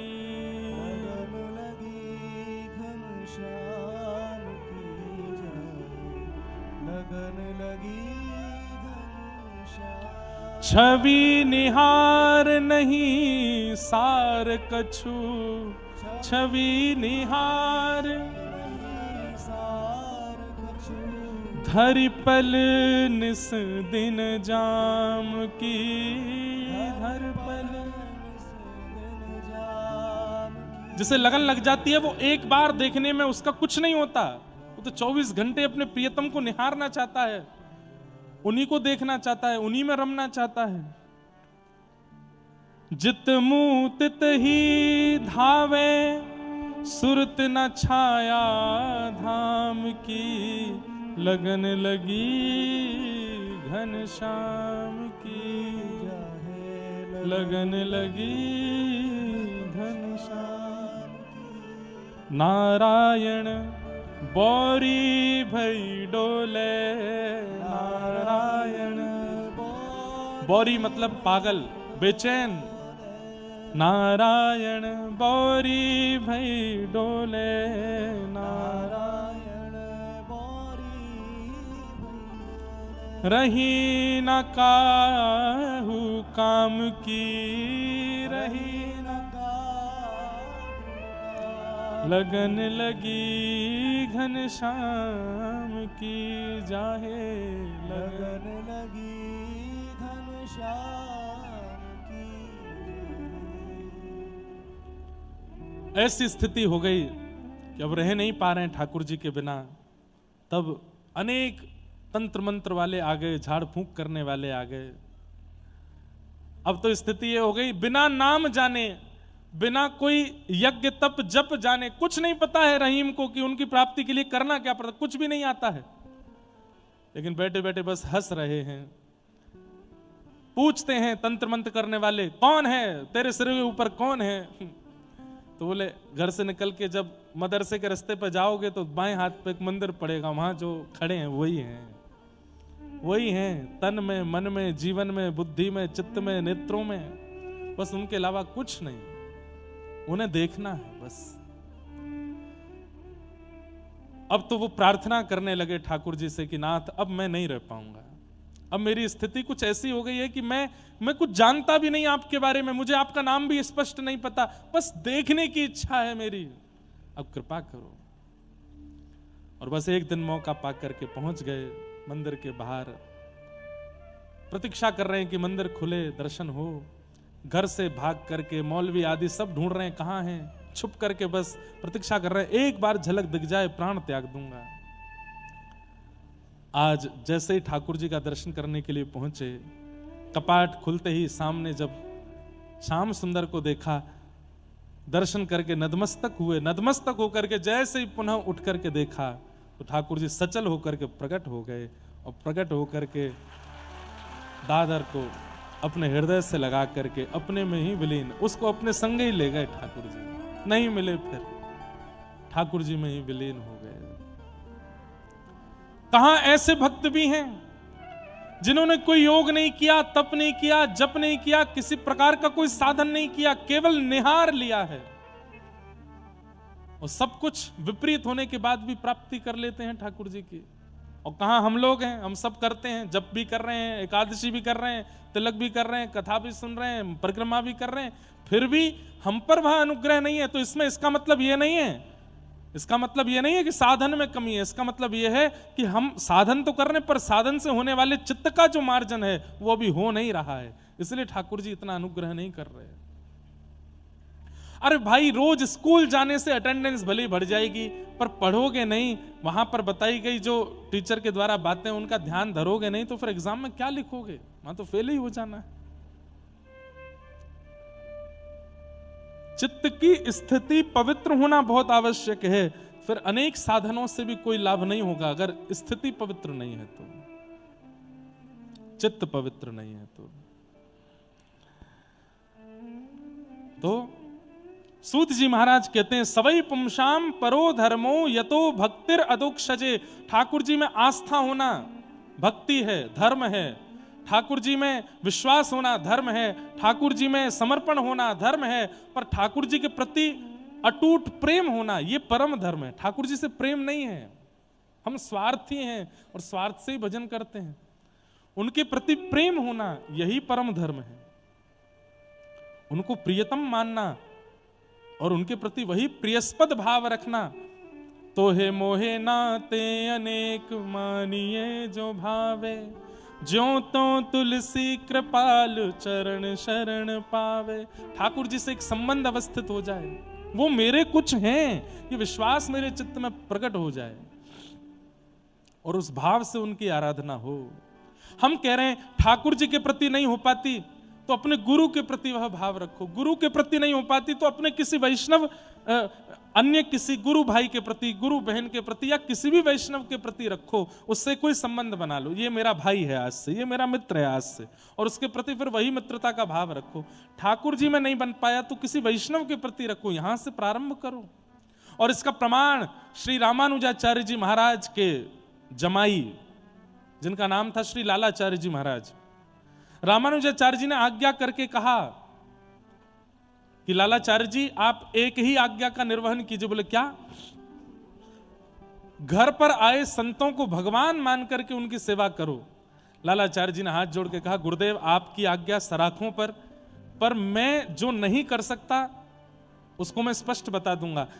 ठाकुर जी मेरे लिए ठाकुर जी रहेंगे, मैं किसी वैष्णव के अंदर ठाकुर जी का दर्शन नहीं कर सकता, आप कोई और आज्ञा दें। तो रामानुजाचार्य जी को ये बात अच्छी लगी कि भाई कई लोग तो गुरु जी की बात सुनकर के हाँ हाँ बोल ही देते, हाँ हाँ ठीक है आप कह रहे हैं तो, अरे नहीं बन सकता तो एक बार जिज्ञासा कर देनी चाहिए, गुरुदेव मैं इतना अधम हूं कि मुझसे ये हो नहीं पाएगा, तो आप कोई और आज्ञा दे दें। लालाचार्य जी ने स्पष्ट कह दिया, आप कह रहे हैं संतों को भगवान के समान मानो, मैं नहीं मान पाऊंगा, मेरे लिए भगवान भगवान है, मैं संतों को भगवान नहीं मान पाऊंगा, कोई और आज्ञा कर दो। तो रामानुजाचार्य जी खुश होकर के बोले, संतों को गुरु समान मानो, अपने गुरु जी को ही संतों में देखो। तो लालाचार्य जी फिर से हाथ जोड़ के बोले, गुरुदेव क्षमा करें, गुरुदेव गुरुदेव हैं, मैं गुरुदेव को भी संतों में नहीं देख सकता, मेरे गुरु जी एकमात्र आप हैं, अब आप 1000 रूप में संत आ जाए, मैं हजारों में आपको देखूं, नहीं, मेरे लिए अकेले मेरे गुरु हैं। रामानुजाचार्य जी बोले, हम तुम्हारी निष्ठा से प्रसन्न भी हो रहे हैं, लेकिन तुम आज्ञा ही नहीं मान रहे हो। बोले एक बार और कुछ प्रयास करो। तब रामानुजाचार्य जी ने तीसरी आज्ञा दी, बोले संतों को अपना सगा संबंधी मानो, संतों को अपना सगा संबंधी मानो। तब लालाचार्य जी बोले, हाँ ये मैं कर सकता हूं, किसी को अपना भाई, किसी को अपना बंधु, किसी को अपना जीजा, किसी को अपना फूफा, जो मन में आ जाए, संतों को अपना संबंधी मान करके, अपना प्रिय मान करके, अपना सखा मान करके उनका स्वागत सम्मान करो। लालाचार्य जी बोले, मैं ये कर सकता हूं, बस बोले यही करो, इसी से ठाकुर जी मिलेंगे। और फिर लालाचार्य जी ने वो किया। नगर में आने वाला कोई भी कंठीधारी, शिखाधारी, त्रिपुंडधारी, ऊर्ध्वपुंडधारी, जिसके भी वैष्णव भेष होते थे, लालाचार्य जी तुरंत हाथ छोड़ करके जाते और जाकर के, अरे हमारे दूर के मित्र, बड़े दिन में आए हो। बोले भैया हमारी मित्रता कब हुई? बोले अभी अभी। बोले अभी अभी कब? बोले आपने गले में कंठी पहन के, सिर पर ऊर्ध्वपुंड धारण करके, शिखा धारण करके आपने अपनी मित्रता का प्रस्ताव दिया है, आप मेरे मित्र हो, चलिए घर पर भाभी माँ प्रतीक्षा कर रही है, प्रसाद पाओ। संतों को घर ले जाते। कभी कोई बड़े बूढ़े दिख जाते तो उनको, अरे फूफा जी बहुत दिन में आए। फूफा जी कहते, भाई कौन से भतीजे हो? लालाचार्य जी बोलते, बस मैं हूं, आपको नहीं पता मैं हूं। अरे कहाँ के हो ये तो बताओ। बोले मैं हूं, आपको याद नहीं, आप बड़े वयोवृद्ध हो गए हो ना, आपको याद नहीं आया। अरे बहू घर पर प्रतीक्षा करी, चलो। ऐसे संतों को जो मिल जाते सबको संबंधी मान के अपने घर लाने लगे। एक बार कावेरी जी में एक शव बहता हुआ जा रहा था, मृतक व्यक्ति का शव, उसके गले में कंठी थी। तो कई लोग मजाक उड़ाने लगते हैं, तो उन्होंने मजाक मजाक में इनकी पत्नी से कह दिया, अरे देख लो तुम्हारा कोई जेठ या देवर तो नहीं जा रहा बहता हुआ, गले में कंठी है। इनकी पत्नी ने जैसे ही कंठी माला देखी, रोते हुए गई और लालाचार्य जी से बोली कि कंठी पहने हुए एक शव नदी में बह रहा। सब सखियां बोली तुम्हारे देवर तो नहीं। आज तक जीवित कंठीधारियों को संबंधी माना, मृतक कंठीधारी को संबंधी नहीं मानेंगे क्या? लालाचार्य जी तुरंत रोने लगे। जैसे घर के व्यक्ति के जाने पर विरह ही होता है व्यक्ति, ऐसे विरह में लालाचार्य जी चले गए और दौड़ते हुए गए और रोते हुए जा रहे हैं, अरे मेरे भैया चले गए, मेरे भैया चले गए। नाम नहीं जानते, संबंध नहीं जानते, रूप नहीं जानते, लेकिन भावना कैसी, गुरु के प्रति, गुरु आज्ञा के प्रति निष्ठा कैसी। और उनका शव लेकर के घर आए, घर पर आकर के अर्थी बनाई। पड़ोसी अड़ोसी कहने लगे ये तो कुछ ज्यादा हो गया, अरे अपरिचितों को घर पर संबंधी मान के लिया ना, ये तो समझ में आता, शव को लिया है। पिंडदान करा रहे हैं, कुल पुरोहित बुलाए कि हमारे इनका वो करवा दो पिंडदान। कुल पुरोहित बोले भैया तुम्हारे कुल का नहीं, खानदान का नहीं, गोत्र का नहीं। बोले अरे गुरुदेव ने आज्ञा की है, कंठी धारण करने वाला जो भी हो सब मेरे। पुरोहित बोले हम नहीं करा पाएंगे। तब किसी ब्राह्मण देवता से कहा, तो उन्होंने आकर के सब संस्कार आदि कराए। 13 दिन तक वही सूतक का पालन किया जो एक सामान्य परिवार वाले करते हैं। 13वें दिन नगर के ब्राह्मणों को आमंत्रित किया, प्रसाद पाने आइए सब। कोई ब्राह्मण जब नहीं आया कि भाई तुम्हारे कुल खानदान का व्यक्ति नहीं गया, हम प्रसाद पाने क्यों आए? तब इन्होंने जाकर के आचार्य चरण से कहा, मैंने तो आपकी आज्ञा का पालन किया, पर यह नगर मुझे आज्ञा का पालन करने नहीं दे रहा है, एक भी ब्राह्मण नहीं आया प्रसाद पाने। आपने कहा था संत जनों को, वैष्णव जनों को अपना संबंधी मानना, संबंधी मान करके मैंने सूतक किया, आज 13 ही है, एक भी नहीं आया। रामानुजाचार्य जी ने ठाकुर जी से प्रार्थना की, बोले इनके विश्वास की रक्षा करो नाथ, कहीं अविश्वास ना हो जाए। इतने में ही रामानुजाचार्य जी ने आज्ञा कि देखो आकाश मार्ग से ठाकुर जियों ने वैकुंठ के ऋषियों को भेजा, जाओ और लालाचार्य जी के घर में जो श्राद्ध हो रहा है वहां प्रसाद पाके आओ। वैकुंठ लोक से ऋषि आए और उनको प्रसाद पाते देख पूरा नगर नतमस्तक हो गया लालाचार्य जी के इस भावना पर कि आप संतों को अपना मानते हैं। तो परम धर्म क्या है? प्रीति। हम आस्था रखते हैं, विश्वास रखते हैं, समर्पण करते हैं, ये एक विषय है। पर अगर प्रीति नहीं है चित्त में तो हम परम धर्म के श्रेणी में नहीं है। प्रीति बहुत बड़ी बात है, प्रीति होना बहुत आवश्यक है। प्रीति हो। सवै पुंसाम परो धर्मो यतो भक्तिर अदोक्षजे अहैतुक्य प्रतिहता ययात्मा संप्रसेदति। इसलिए भैया प्रेम करो, ठाकुर जी से एक प्रेम संबंध जरूर बनाओ, ठाकुर जी को अपना कोई मानो, वो आपके कुछ हैं। और हम आपसे बताएं, दुनिया को दिखाने के लिए नहीं, दुनिया से सदा छुपाइए कि आपका ठाकुर जी से क्या संबंध है। हमारी बात बहुत ध्यान से, आज तक नहीं पता लोगों को कि हम लाल जी को क्या मानते हैं। कई लोग बोलते हैं आप उनको सखा मानते हो, कई लोग कहते हैं आप उनको भैया मानते हो, कई लोग बोलते हैं आप उनको लाला मानते हो, स्वयं को पिता मानते हो। हमने कहा जो आपको बढ़िया लगे बोलो, हम नहीं बताएंगे कि हम मानते क्या हैं। हमारा भाव उनके प्रति क्या आज तक नहीं पता। हमारी व्यास मंच से मेरे सबरे भाव निकल जाते हैं, लेकिन ये भाव अभी तक बचा है कि लाल जी मेरे हैं क्या, और ये बताना भी नहीं, आपको भी नहीं बताना। ठाकुर जी आपके कौन हैं, उनसे आपका क्या संबंध है, क्या नाता है। कई जन्मों से बुला रहे हो, कोई तो नाता जरूर होगा। कई जन्मों से बुला रहे हो, कोई तो। क्यों बुलाते हैं हमको जगन्नाथपुरी? हम तो वहां जाकर के गंदगी ही करते हैं, फिर भी क्यों बुलाते हैं हमको? क्योंकि हमको कुछ मानते हैं, इसीलिए बुलाते हैं। आपको क्यों बुलाते हैं द्वारिका, क्यों बुलाते हैं वृंदावन, क्यों बुलाते हैं बरसाना? अरे हम मंदिर में पहुंचते हैं, कपाट बंद कर लीजिए ना, क्यों खुले रहते हो, क्यों दर्शन देते हो, क्यों हम पर रंग डालते हो, क्यों पिचकारी छिड़कते हो? हम आपके कुछ नहीं है तो ये प्रेम क्यों निभा रहे हो? हम कुछ हैं, हमें नहीं पता कि हम क्या हैं ठाकुर जी के, पर कुछ तो हैं, और वो भी हमारे कुछ तो हैं। आइए। कई जन्मों से बुला रहे हो, कोई तो नाता जरूर होगा। कई जन्मों से बुला रहे हो, कोई तो नाता जरूर होगा। आ गए ठाकुर जी, बधाई हो। नजरों से नजरें मिला न पाऊं, मेरी नजर का कसूर होगा। नजरों से नजरें मिला न पाऊं, मेरी नजर का कसूर होगा। कभी बुलाते हो वृंदावन में, कभी बुलाते हो मधुवन में, कभी बुलाते हो वृंदावन, कभी बुलाते हो मधुवन, कभी बुलाते हो वृंदावन में, कभी बुलाते हो मधुवन में, कभी बुलाते हो वृंदावन, कभी बुलाते हो मधुवन। कितनी अच्छी पंक्ति है। अपने घर में रोज बुलाते, अपने घर में रोज बुलाते, मेरे घर आना जरूर होगा।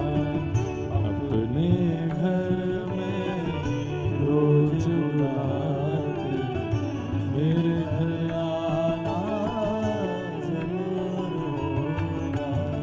कई जन्मों से बुला रहे हो, कोई तो नाता जरूर होगा।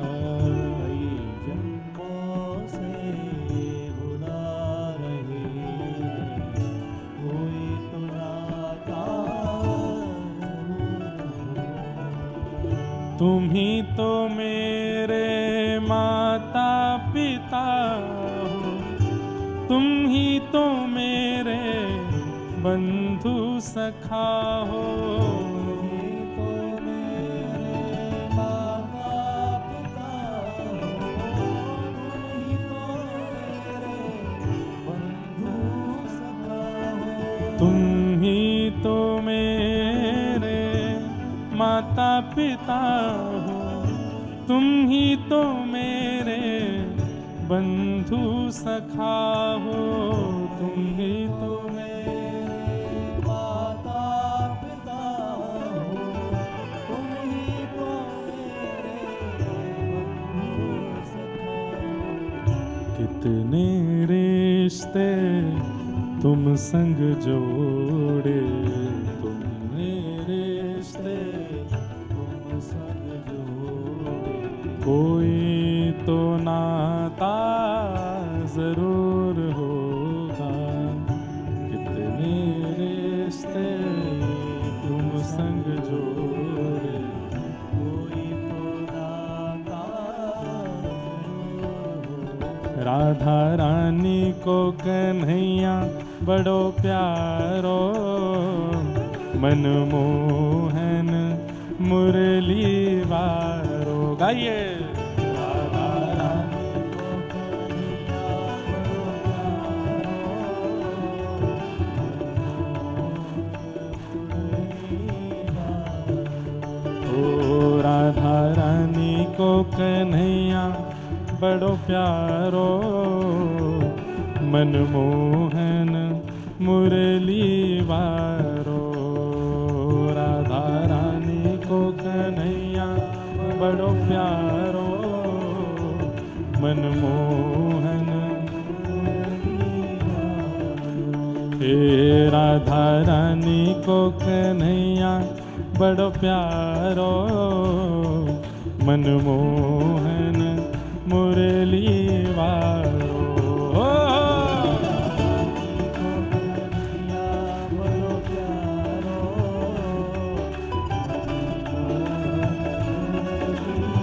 करताल बजा के गाओ राधा रमण लाल की।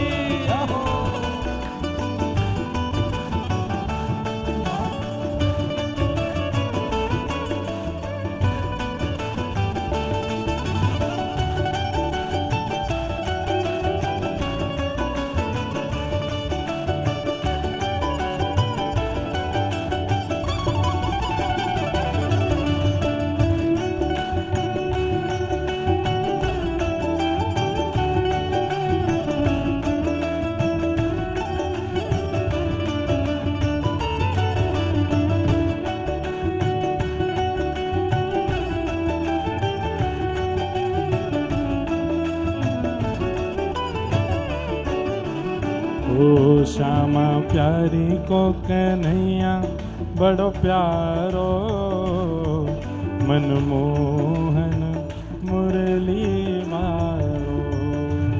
राधा रानी को कन्हैया बड़ो प्यारो,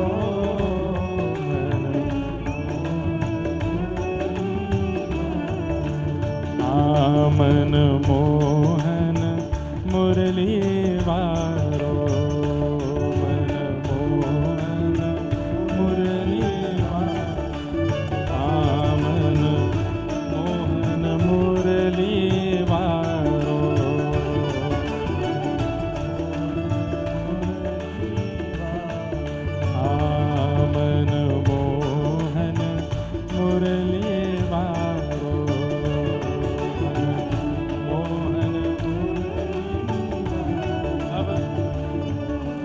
रसिया इतना सुंदर है, हमारे माताजी गौशाला वाले पूज्य महाराज जी का है।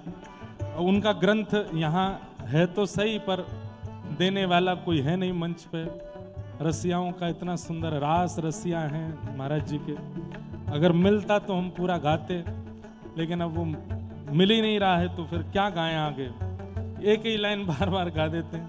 राधा रानी को श्यामा प्यारी को, राधा रानी को कन्हैया बड़ प्यारो, मन मोहन मुरली बारो।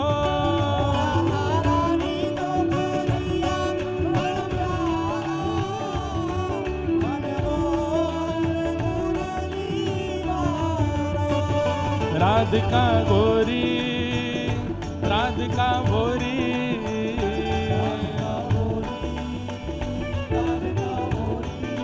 हे राधिका गोरी, राधिका गोरी।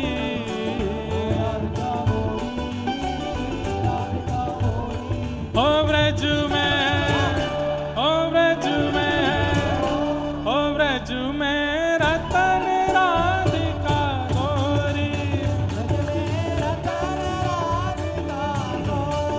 ब्रज में रतन राधिका गोरी।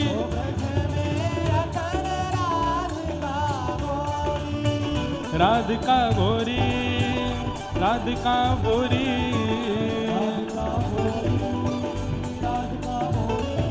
हे राधिका गोरी, राधिका गोरी।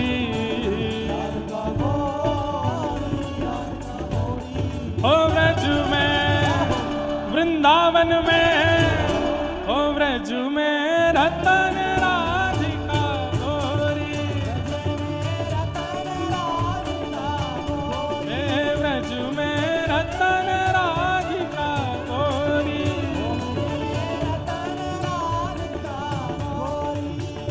हे हरलीनी वृषभानु भवन ते,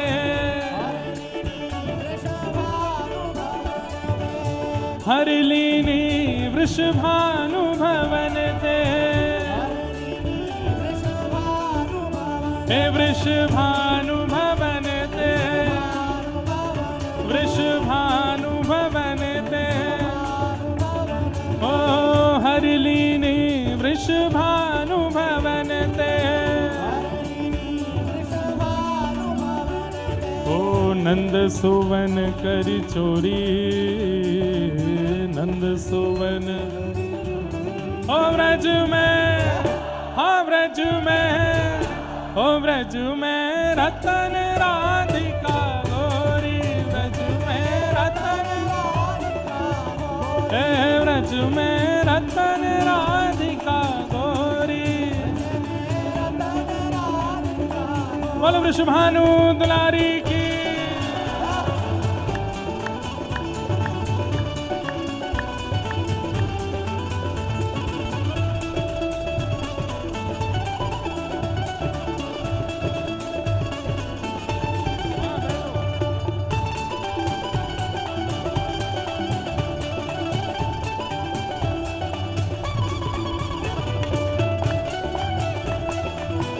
हरि बोल।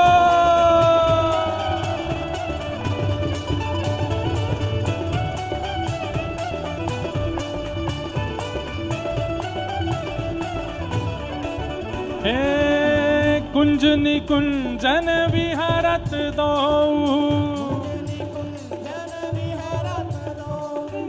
कुंज निकुंजन विहरत दो, हाँ विहरत दो, यहाँ रमणत दो। हे कुंज निकुंजन विहरत दो, और यमुना जल खोड़ी, और यमुना जल, हे गहवर बन बन खोड़ी। ओ ब्रज में, हाँ ब्रज में, ओ ब्रज में रतन राधिका गोरी, ब्रज में रतन राधिका गोरी, हे ब्रज में रतन राधिका गोरी। देखो भाई, इतनो बड़ो बूढ़ो उठा रखो ऊपर है, छोटे बालक उठाए जाए कंधा पे, इतनो बड़ो बूढ़ो बालक उठा रखो है, कैसा उत्साह है। हे राधिका गौरी, राधिका गौरी, राधिका गौरी, राधिका गौरी, राधिका गौरी, राधिका गौरी, राधिका गौरी, राधिका गो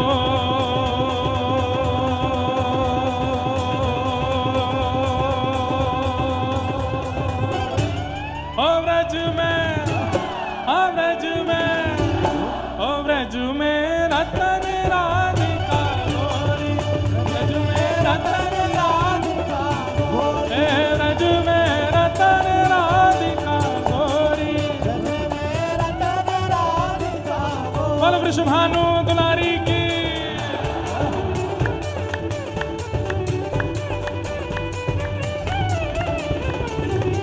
गौरी के रसिया की।